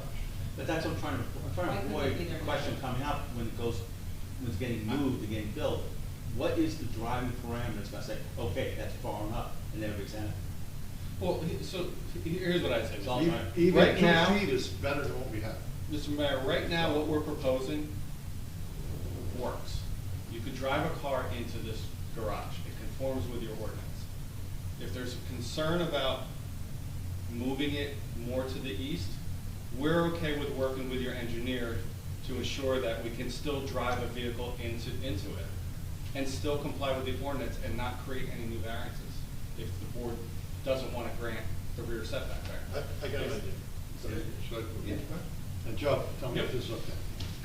So if we require them to move the southwest corner of the proposed garage 2 feet east, and then rotate it as close as possible to the location of the generator where it meets codes, would that be sufficient for everyone? The That would south- probably keep you about 4 feet off the rear property.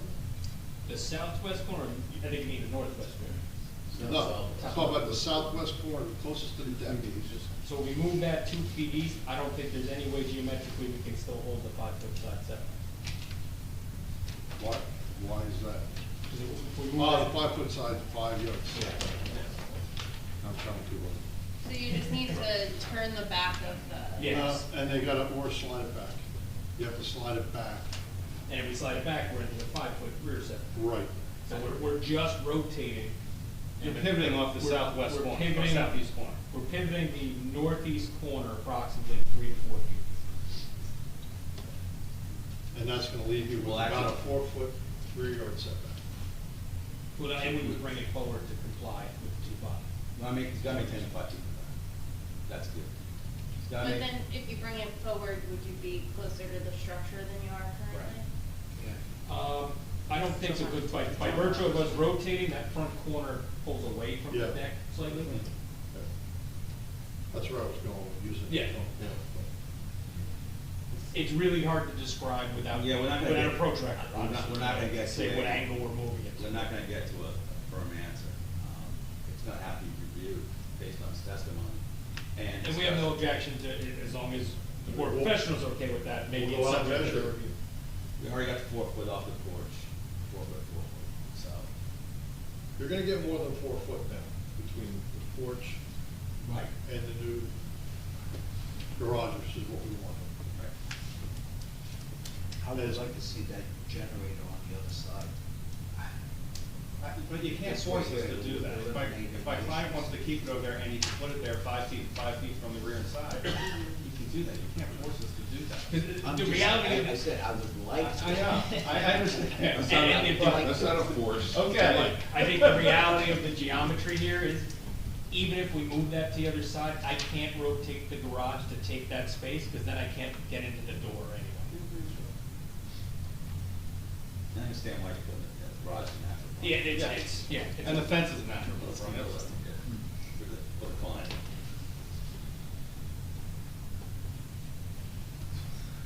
Any more questions from the board? Seeing none, open this portion up to the public question. Please come forward, state your name. Thomas J. Cohen, 612 Third Avenue. I just want to confirm a couple things. The maximum building coverage you're proposing is 29.1, I believe so, yes. and the lot coverage, the building coverage you're entitled to is 35%. Is that correct? That's correct. Okay, now if I go to maximum building height, you're proposing 28.75, Yes. and the maximum building height you're entitled to under the ordinance is 35 feet. Correct, and I agree, I believe 28.75 is measured from grade at the side. I think the actual ordinance definition is probably closer to 30, but we are, yes, much less. Okay, so in terms of bulk and scale, this house would be underbuilt as per what the ordinance would allow, is that correct? I would agree with that, yes. Great, thank you, sir. Any further questions from the public? Seeing none? Open this portion up to this application to the public comments. Seeing none, please.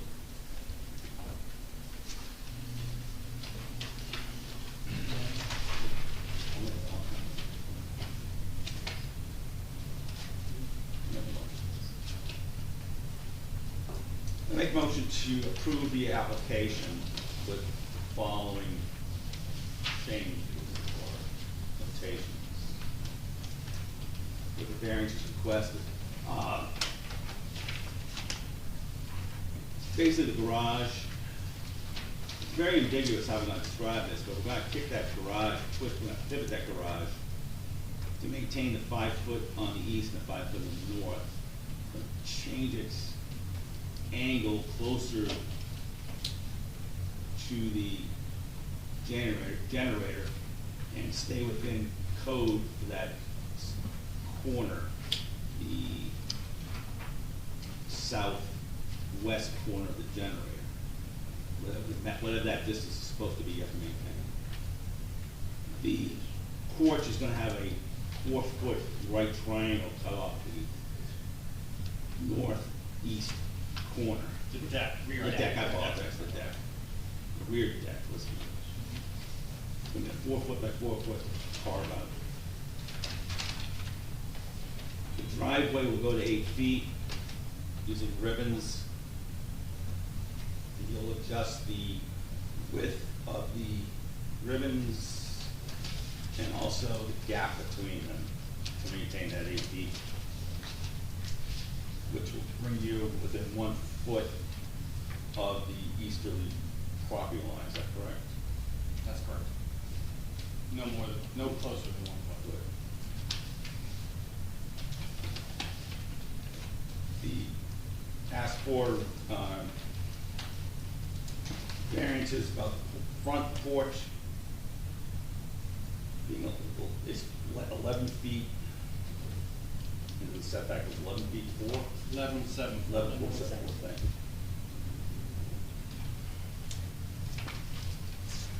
Off-street parking.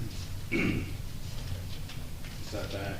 And screening around the generator. Right, adding some sound mitigation, natural vegetation around the generator.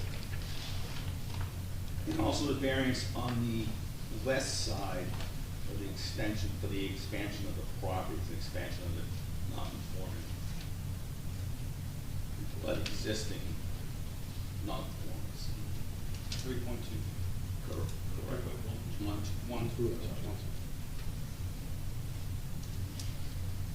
And you'll agree to all requests by board engineer regarding drainage, direction of drains, your drywall in the back,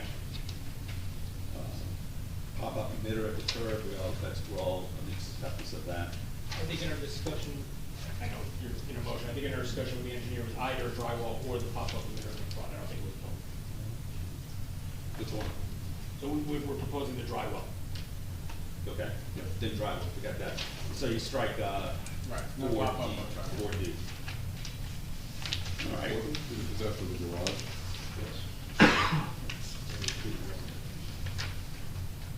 Doesn't, Mark doesn't say, it does not say whether it's garage or not. It just says, recommends proposed roof drains and pipe to pop-up emitter. It's saying replacing of the drywall, so that means the whole structure will have flaring. Our plans were actually prepared, and my testimony was for the garage.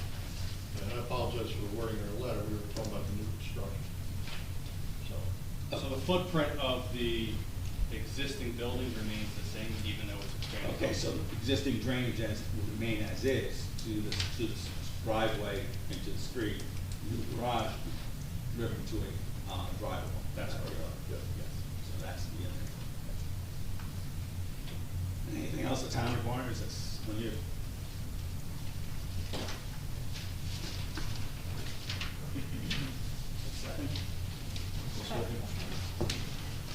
I'm sorry, did you have something? Bob? It's not final. I thought I heard somebody over here. Mr. Mayor? Yes. Ms. Riley Alberti? I'm actually no. Oh, why? Just because we created another variance with the second, upper balcony that we didn't need to, and that was just my concern. But I do appreciate, before we go on, that everything else was adjusted and we came to some good conclusions, so it's not lost on me. Ms. Saracine? Yes, I appreciate the decrease in, the impervious coverage and, getting under that threshold. Also doubling the parking, and what the minimum is, I think that's a huge improvement, in addition to, just, again, the driveway and coming to some conclusions on some of that and bring that to compliance as well. So, yes, and good luck. Thank you. Ms. Burnett?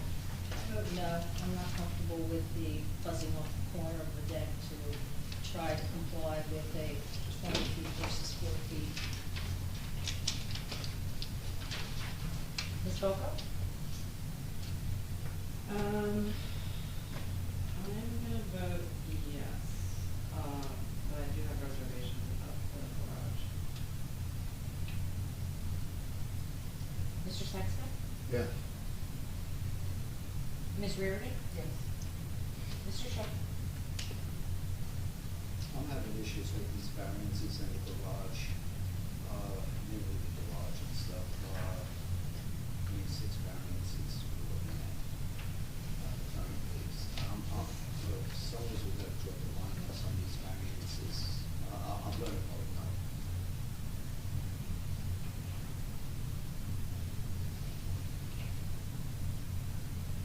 And Chair Mayor? Oh, yes. And yes, I know there are extra variances, but we're trying to avoid variances. Unfortunately, some of this is existing,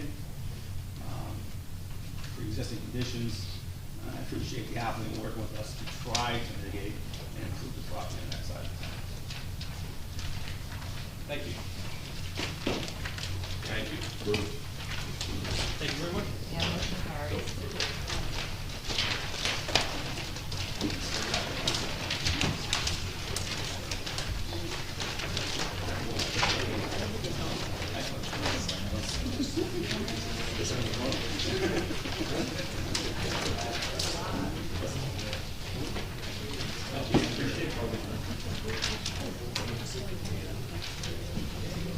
Let's move on. Let's go ahead. I have a feeling I'll be here for this one. Congratulations. I'll talk to you tomorrow. Yeah, all right. Good luck. Thanks, Chair. Thanks for your help.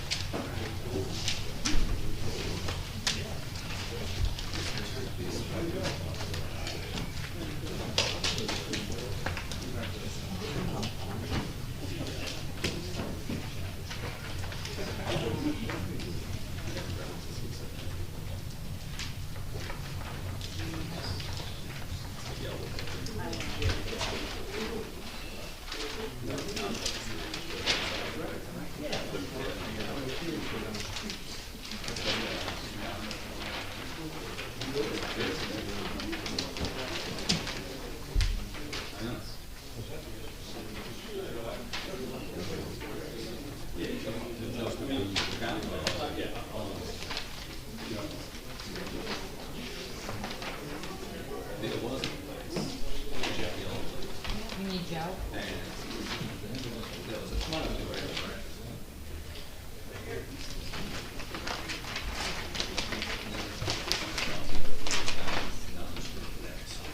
Right? Our next application under consideration is LUZ 23/27, use and bulk variances for the proposed conversion of an existing bed and breakfast into a single-family dwelling. NLA Properties LLC, Block 25, Lot 15, 900 Ocean Avenue. The applicant's proposing to change the existing use of a bed and breakfast to a single-family home. The applicant's proposing to replace the garage apartment with a driveway and retaining walls. This proposal requires variances for front yard setback, building height, side yard setback to the dwelling, driveway apron width, driveway width, building coverage, and impervious coverage. Applicants are presented by Jeffrey Beekman, Esquire. Again, Jeffrey Beekman, the Beekman Law Firm, Ocean Grove, New Jersey. I represent NLA Property Management LLC. Principal is sitting to my right, James Hudak. And just a brief overview of this application. So it sounds like a lot of variances, but the bottom line is there's an existing structure there. The structure has been a bed and breakfast for a number of years. It is a non-conforming conditional use in the RB zone, but what we're proposing to do is to convert that bed and breakfast to a single-family home, utilizing the exact replica of the existing structure without proposing any changes to the structure and dwelling itself. Secondarily, there was a garage with garage apartment on this property. This is the property that burned down now probably about 2.5, 3 years, I would guess, right? That structure has since been taken down, and we are proposing to have 2 parking spaces in the rear of the structure. There is a small adjustment in overall impervious coverage, but in general, again, most of this is already there, and the main thing is to change it from the existing bed and breakfast use, which is a pre-existing use that is permitted in the zone. It's a non-conforming conditional use in the zone, as the zone has been changed over the years. And with that said, I will introduce. Actually, we're going to have 3 witnesses. I have James Hudak, Joseph Kishuba again, and Bill Conlon is my client's contractor who's been working on this diligently for several years. So come on up and be sworn in, please. It's Hudak. Huda.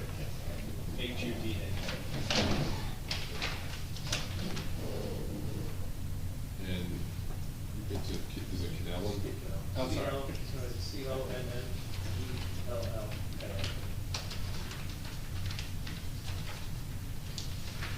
Your name is very easy. All right. Raise your right hand, please, along with our experts. Do you swear affirm to tell the truth, the whole truth, and nothing but the truth?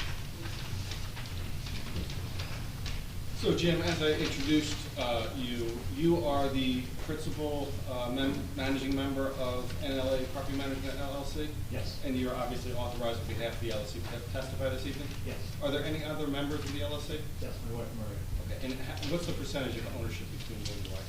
50/50. Okay. No one else has more than obviously a 10% ownership since you're 50/50 equals 100, correct? Okay. Very good. Good man. So, Jim, how long have you owned this property? Since July 2006. So, Can you just give the board a little bit of background, pre-fire, what you've done with the property since you've owned it? It went through extensive renovations. This went on over time. We first renovated the garage apartment that became a rental property. We did massive renovations within the structure itself. We converted it from 8 bedrooms to 6 bedrooms. However, the reason that we changed the footprint inside is that none of the bedrooms, as the old bed and breakfast, have their own bathrooms. So we reconstructed it so that every bedroom had a bathroom. But in order to do that, we had to decrease the number of bedrooms by 2. So you took bedroom space and made it bathroom space? Correct. Okay. Have you done any other changes to at that point, prior to the fire, had you done any other changes to the interior as it relates to bedrooms other than converting the bedrooms? No, but we did a lot of structural improvements on the home itself, foundation work, additional footings in the house. Essentially, the entire building was done. And there's an extensive file in the building department, correct? Yes. So you've done that all with permits, zoning approvals as well, right?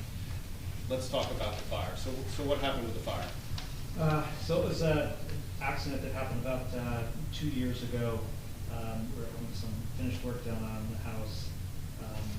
Unfortunately, it was a subcontractor working on it. It was an accident. The fire actually started on the outside of the house on the patio. It caught, the fire caught the back apartment on fire. This was in the dead of winter. So there were no smoke alarms going off. It started outside. There was nobody there. So it went on for a while before this was reported. So basically the back apartment was pretty much destroyed. Fire, the furniture on the back patio caught on fire, which then shifted over to the back of the inn.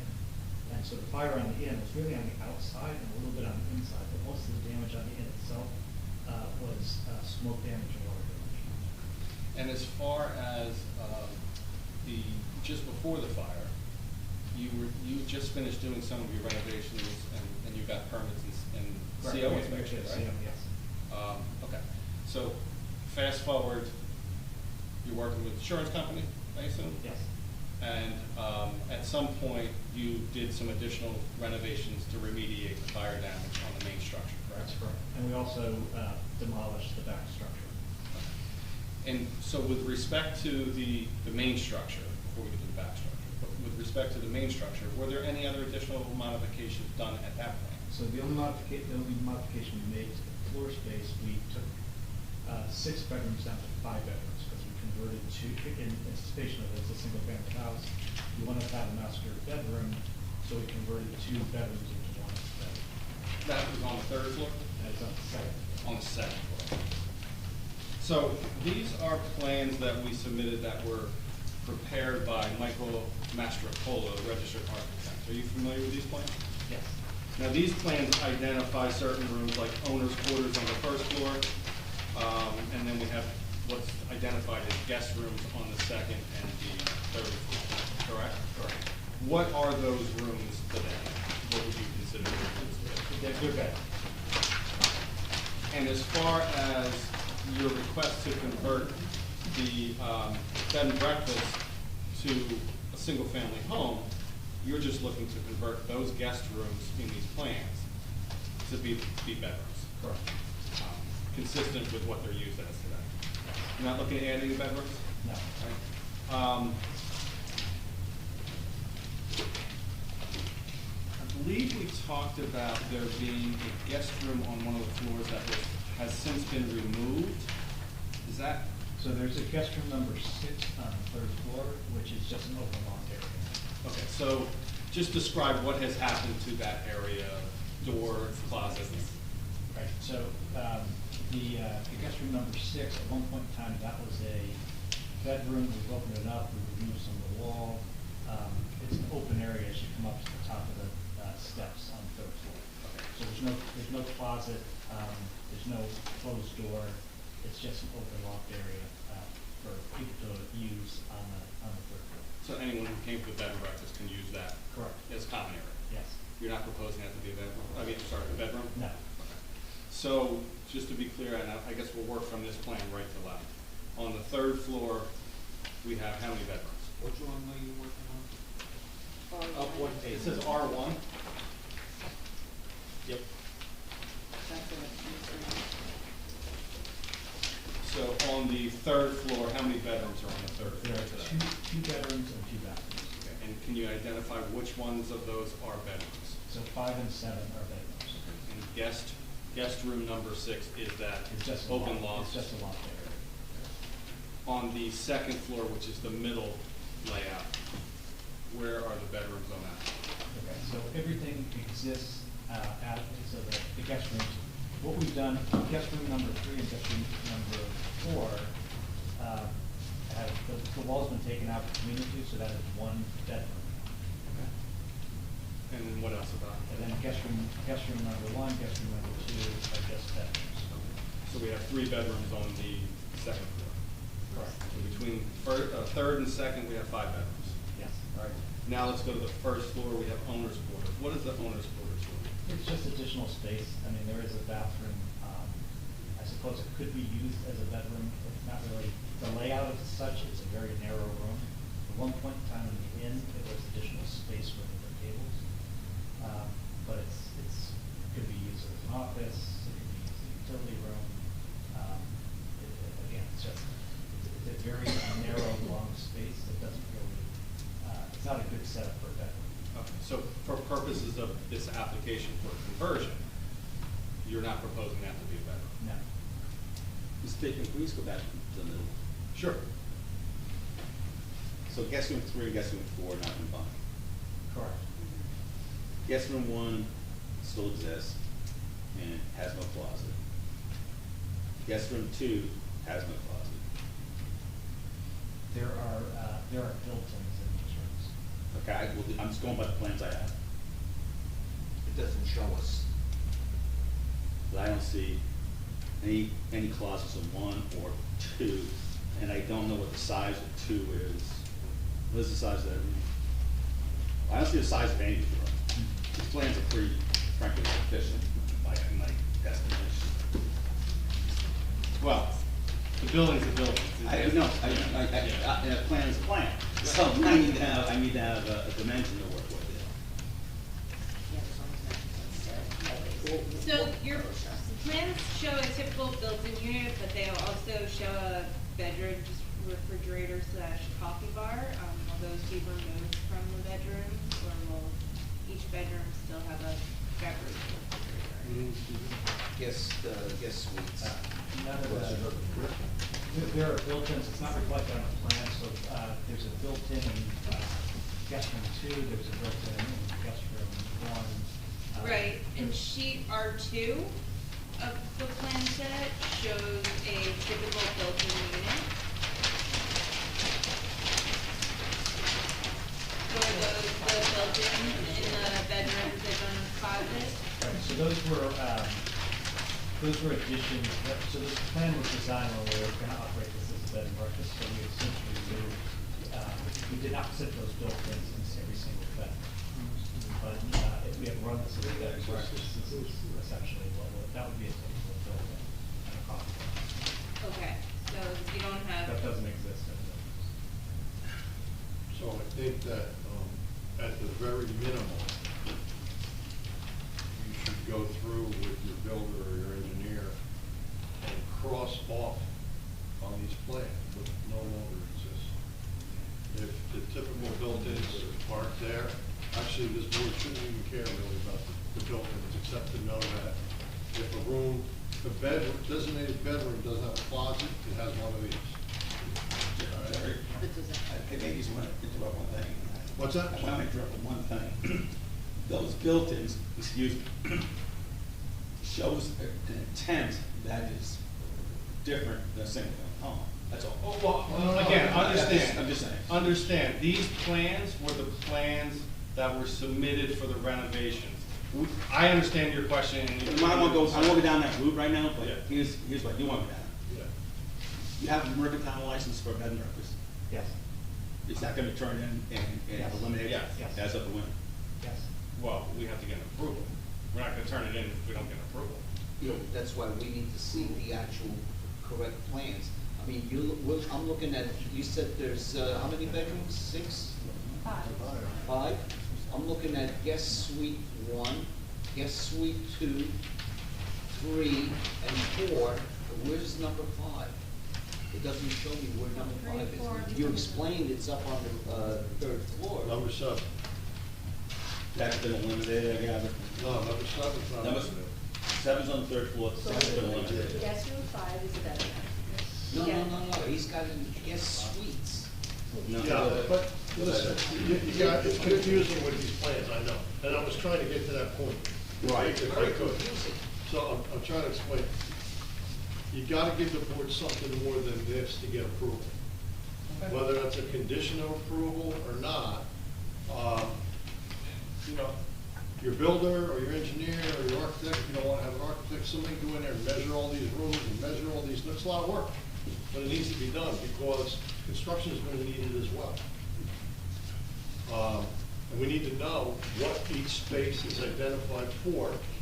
What's a preference? Yeah, I think that based on the plan submitted, it was very confusing to me, how you were applying to become a single-family home, because the plan submitted make it look like it's still a bed and breakfast. Well, So and I think I it would understand be that. beneficial, and we did, question that in our letter, I think it would be beneficial if everyone could understand how this would operate as a single-family home and, what the spaces would be used for in a single-family home.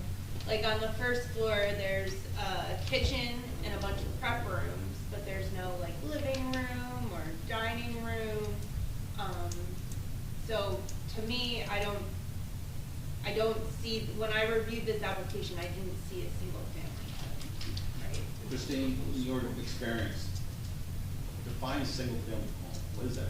Because I was looking it up, and I can't define it still with a single family. Because family, the definition of family is changes in this day in the year 2024, and a single-family home can construe many things, group homes, whatever, however you want to look at it. Home is a subjective term. I don't know what I see here. I think I know what I see, but I don't. I want to know what you're going. If you want to turn this into for lack of a, okay, we'll use that term, single-family home. I need to see what it looks like. A residence. And houses is going to be turned into a residence. This is all maybe could have, would have, should have, and I can't. I will, but you won't like it. To me, it looks still like a rooming house Can I ask? or a bed and breakfast. And there was no intent of this being knocked down and rebuilt. It was taking the existing structure and reconfiguring interiors, correct?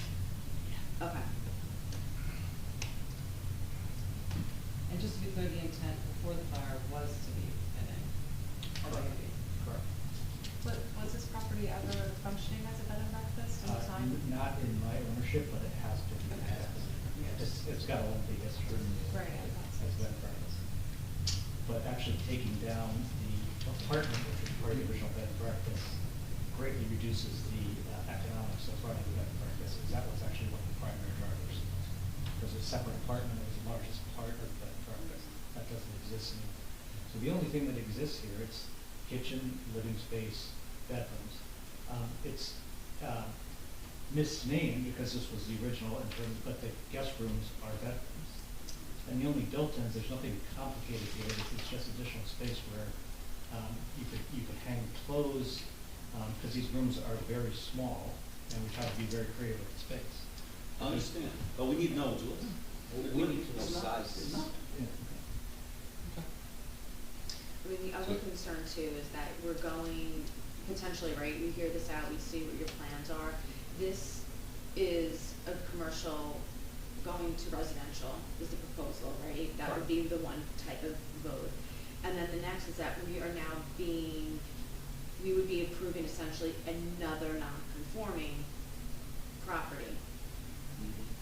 I mean, yes. 100%, because I Yes. mean, the Yes. building coverage is supposed to be 35%, regardless, existing is 77, and the new is 63, so that's over. Right, but if you So- say no, it No, I can get it, continue to be but- operated as a bed and breakfast, and you That's fine. take, you know, you Yeah. take your, what's better for the, what does the board consider better for the town? A conforming lot. Wow. Because what are we now at 83% of the town is non-conforming, we just keep Yes, adding something to like it? And- But we're not adding, No, but we're not helping non-conforming. with the situation, right? Ron Cruz, I know what we're. Yeah. so I'm gonna ask for this matter to be carried at this point, because, you know, obviously I have to talk to my client about what steps we're gonna take next. And I guess, I don't know if you have a date, so that we can do it without notice. Have the walls been taken down already, like, in terms of like open space, open concept, whatever, or is everything pretty much still status quo? The only thing that has been done since the original, we got the CO, we took one wall down to convert 2 bedrooms into one. Everything else is the same exact layout and what was approved. And you're leaving it that way, or you? We're leaving it. Okay, so these bedrooms are going to stay just the way they are? These 2 rooms right here, is, It's called a prep room, but it's really hard to picture. Is there a public actually? There's an opening. There's an opening. I think that's okay. We have to make a couple of modifications. Yeah. I mean, you should, you have the right to make the inside however you want, but it would be nice for us to see. That's fair. Chris, do you have a date? I have a question. If we were looking at that, you know, if you're gonna be looking into this with numbers and stuff like that. On R2, Sorry, well, it says something to. Well, let him, That's all right. please, let him, he's already addressed this. Yeah, well.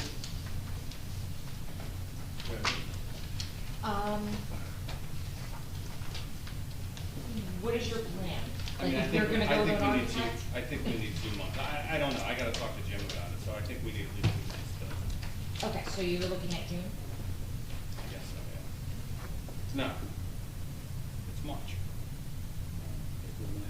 Well, we have to deliver, architectural drawings on the inside. How long? That shouldn't take 2 months. You okay with a month if they're, Yes, if the board's, yes. do you have room on next month?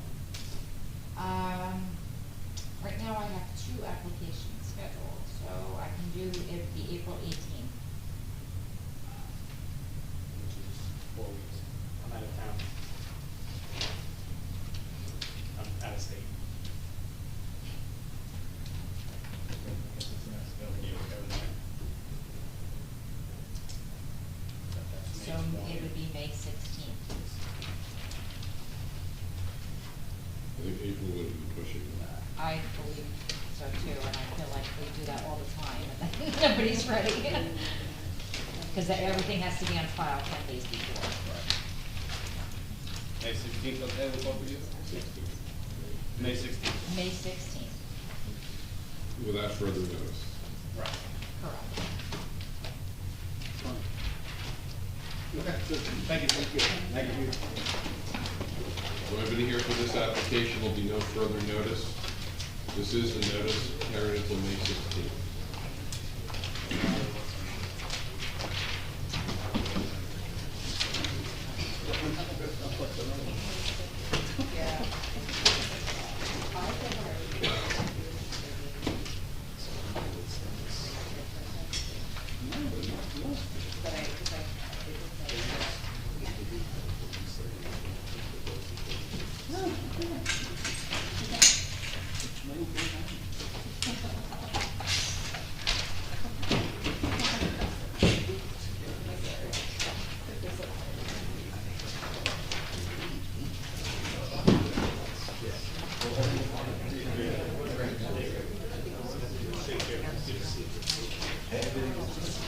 Thank you, everybody. Good night.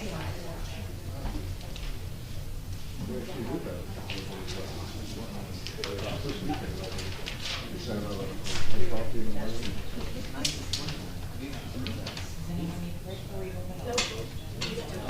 Let's see what's going on. Me too.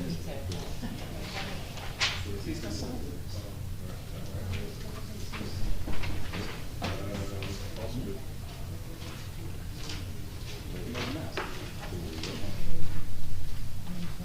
Ready? Well, sorry, I'm sorry. Yeah, let's keep going. Okay. I apologize. Our last application for this evening is LUB 23/28, use and bulk variances for addition to an existing garage structure. Robert Gallows, block 81, lot 4, 27.5 Pacific Avenue. Applicants proposing an addition to the existing garage by enclosing the area under the existing second floor cantilever on the garage. The proposed improvements require a variance from the board regarding use and side yard setbacks. Save the best for last. I brought some pictures of the existing structure so that everyone knows what. I've 13. Did else, you the only one testifying this evening? Or do you have- My wife is here if she wants to raise her hand. Well, she's, You can both be sworn in if you Yeah. both want to come have a seat up here, this way if there's any questions.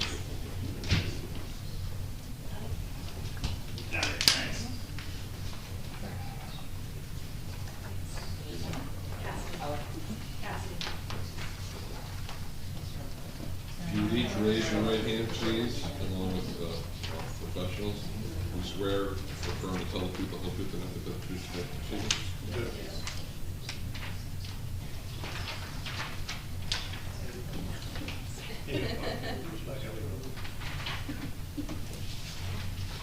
You can have a seat right here. Yep. And I'm sorry, I didn't let you. Cassidy.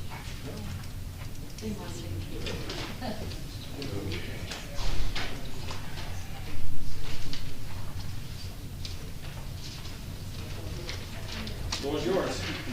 Okay, well, thank you, all of you, for being here and dealing with us. I think we're good as amateurs compared to everyone that was recently here, but we're going to do our best to get through this. So I'm Rob Gallows. This is my wife Cassidy.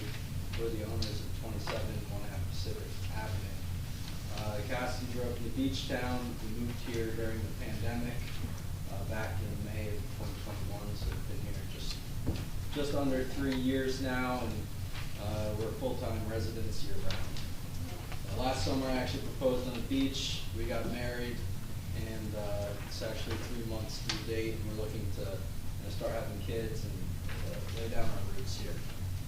So let's talk about the project now. As you can see from the pictures that I handed out, the structure has seen better days. It's in a state of disrepair, and it's an existing non-conforming structure.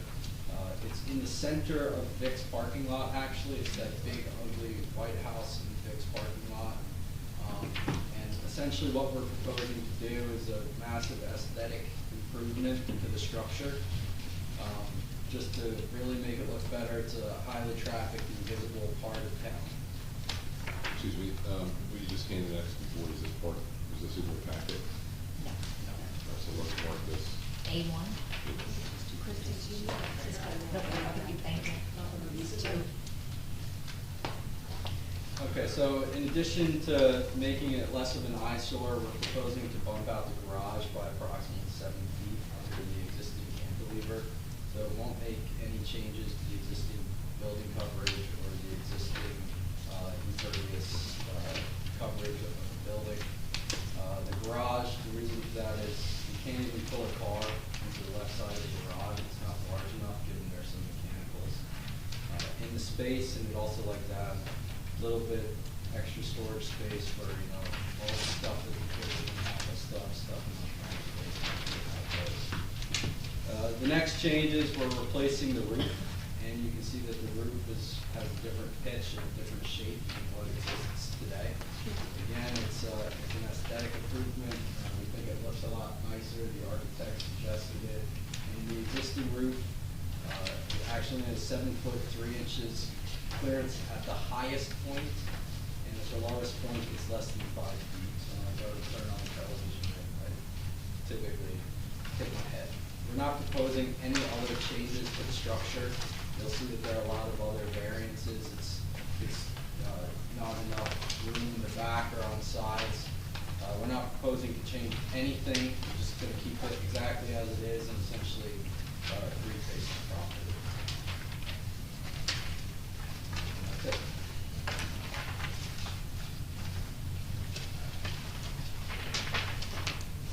And you're right, well, I hate applications like this. I really do. One, you have two principal structures on property. You understand what that means? I'm just saying, do you understand? I just don't know what that It's like, means. there's like two houses. Two houses in Two this actual property. houses, yeah. The lot is undersized, 4,900 square feet. And by today's just enacted zoning, not by us, but by the council, you have to have 7,500 square feet for garage apartment. You have 4,900 square feet. So if that comes down, you take it down, you can't rebuild. Right. So there's a lot of things going against you on this, and and you want to expand a true non-conforming property.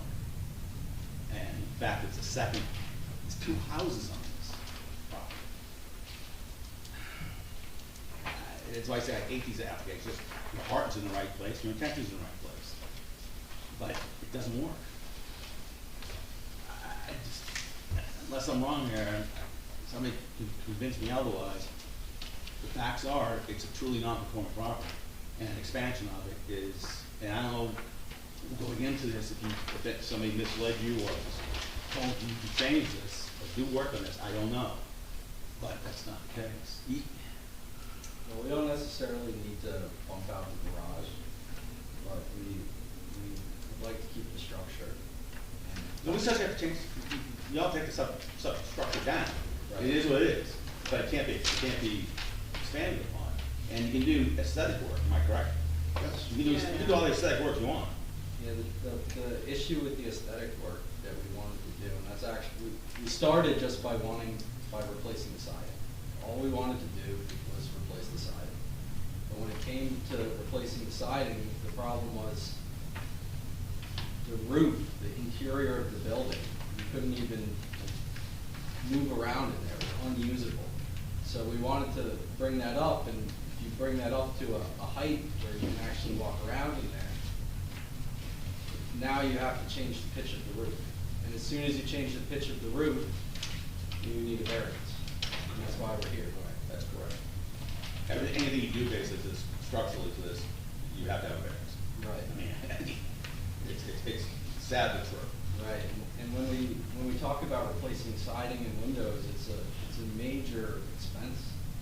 And to take on that sort of expense and still have a practically unlivable structure just didn't happen to us. So I'm gonna raise another issue.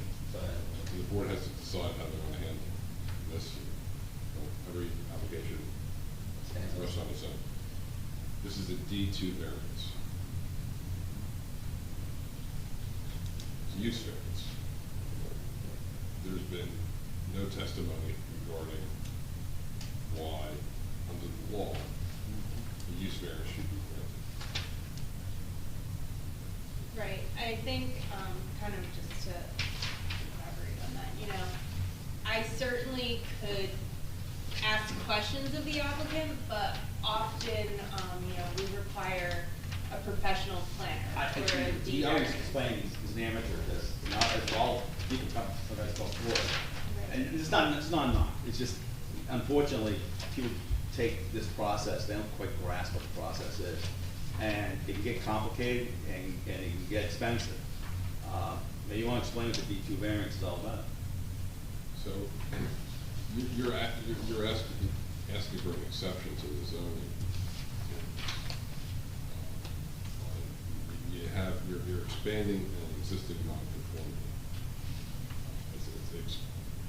You're expanding an existing non-conforming use, require a use variance in order to come to the New Jersey land use law in order to get an approval to it.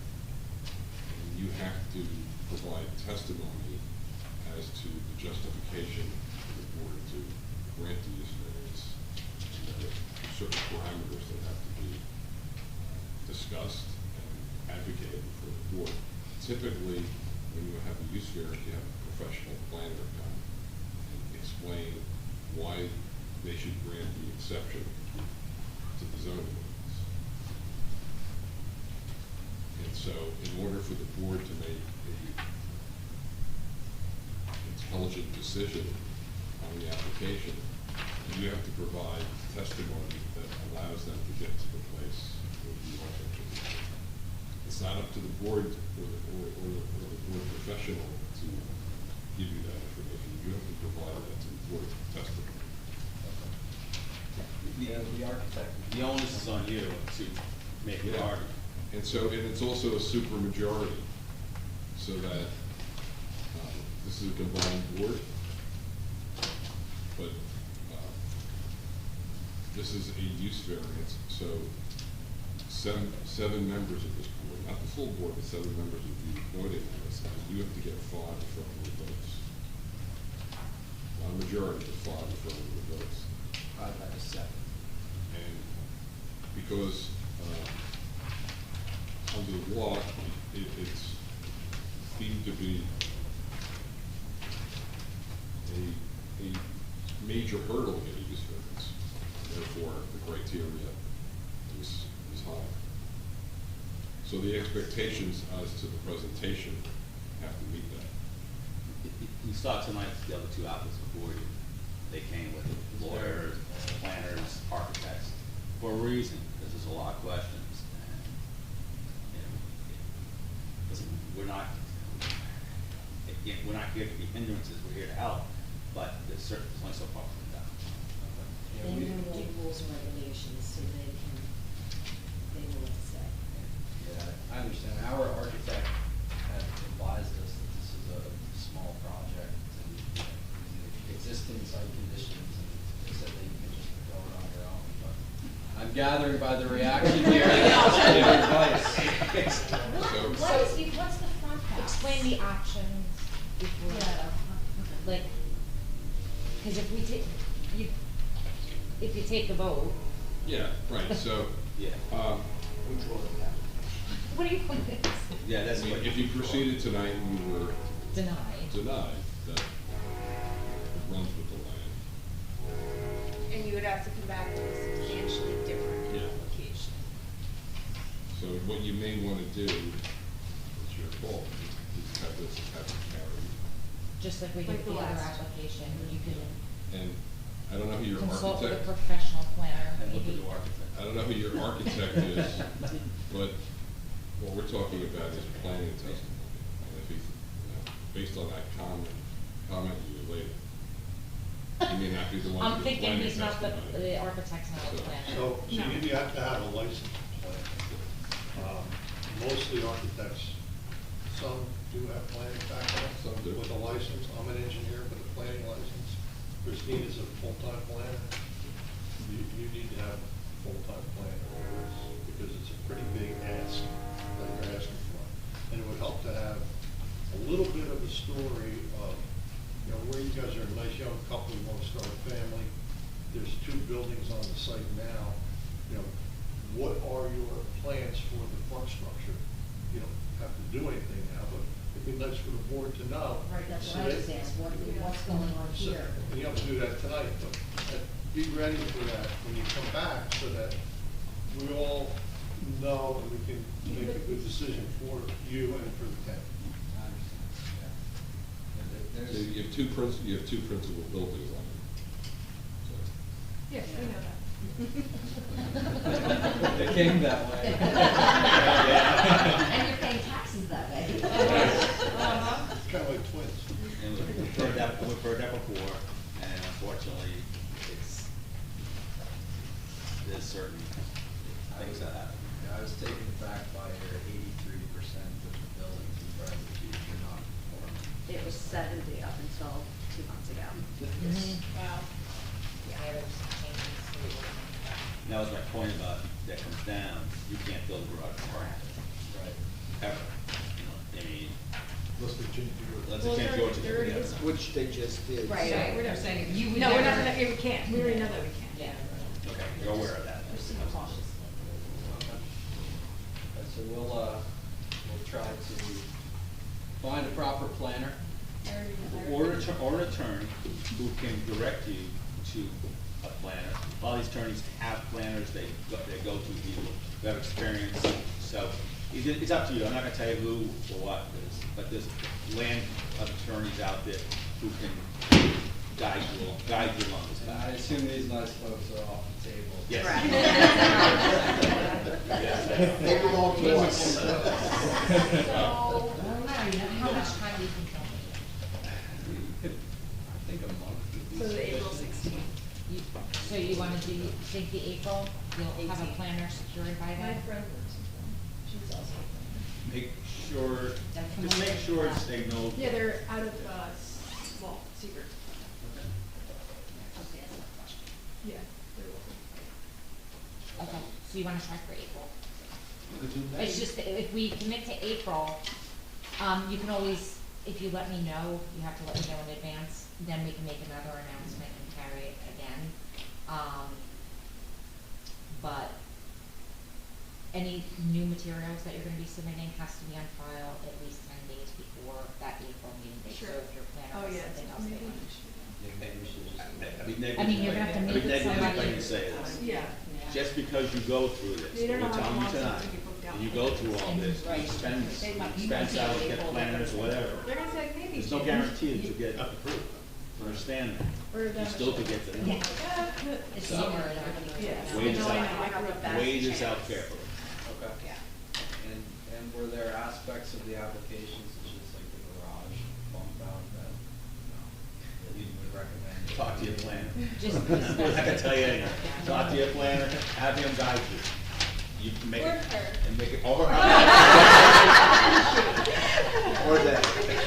They, yeah. Or that. So we So what day? can go down this, we can go down this road. We'll go to the- You are correct. Okay, you wanna I try get for the correct. minutes? 16? May- Thank you. Actually, going to withdraw, postpone this application. withdraw tonight. Right, so Yep. May 16th, May 2024, with no further notice.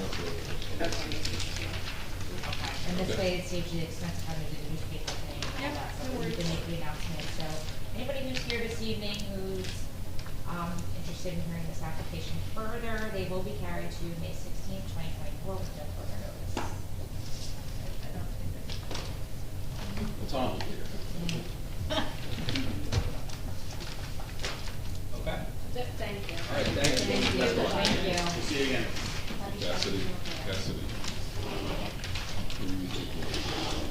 I don't know, the building is in like the Cedar Closet. Chipotle. That was the last name here. It's a woman. I can forget my text messages. All right, well, good luck.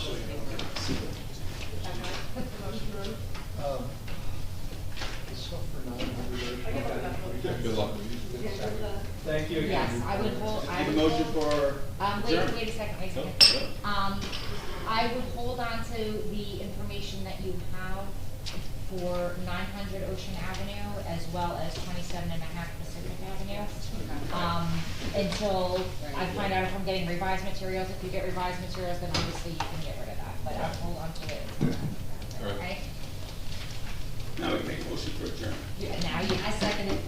All in favor, say aye. All in favor? Voted on something. Thank you. Thank you, everybody. Fun night. A recycled pile in the building. There's a bin out there. Yeah, right up that house, nearest to the corner by that enclosed thing with the generator or whatever. they have out there. Good night. They don't have a garbage can outside anymore, I don't know what that's about. Hey, everyone. Good night. Bye, Mama. Good to see you.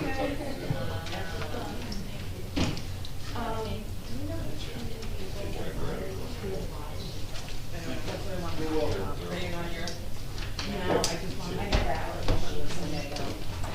So, how did we get to 83% non-conforming? Is that the 75?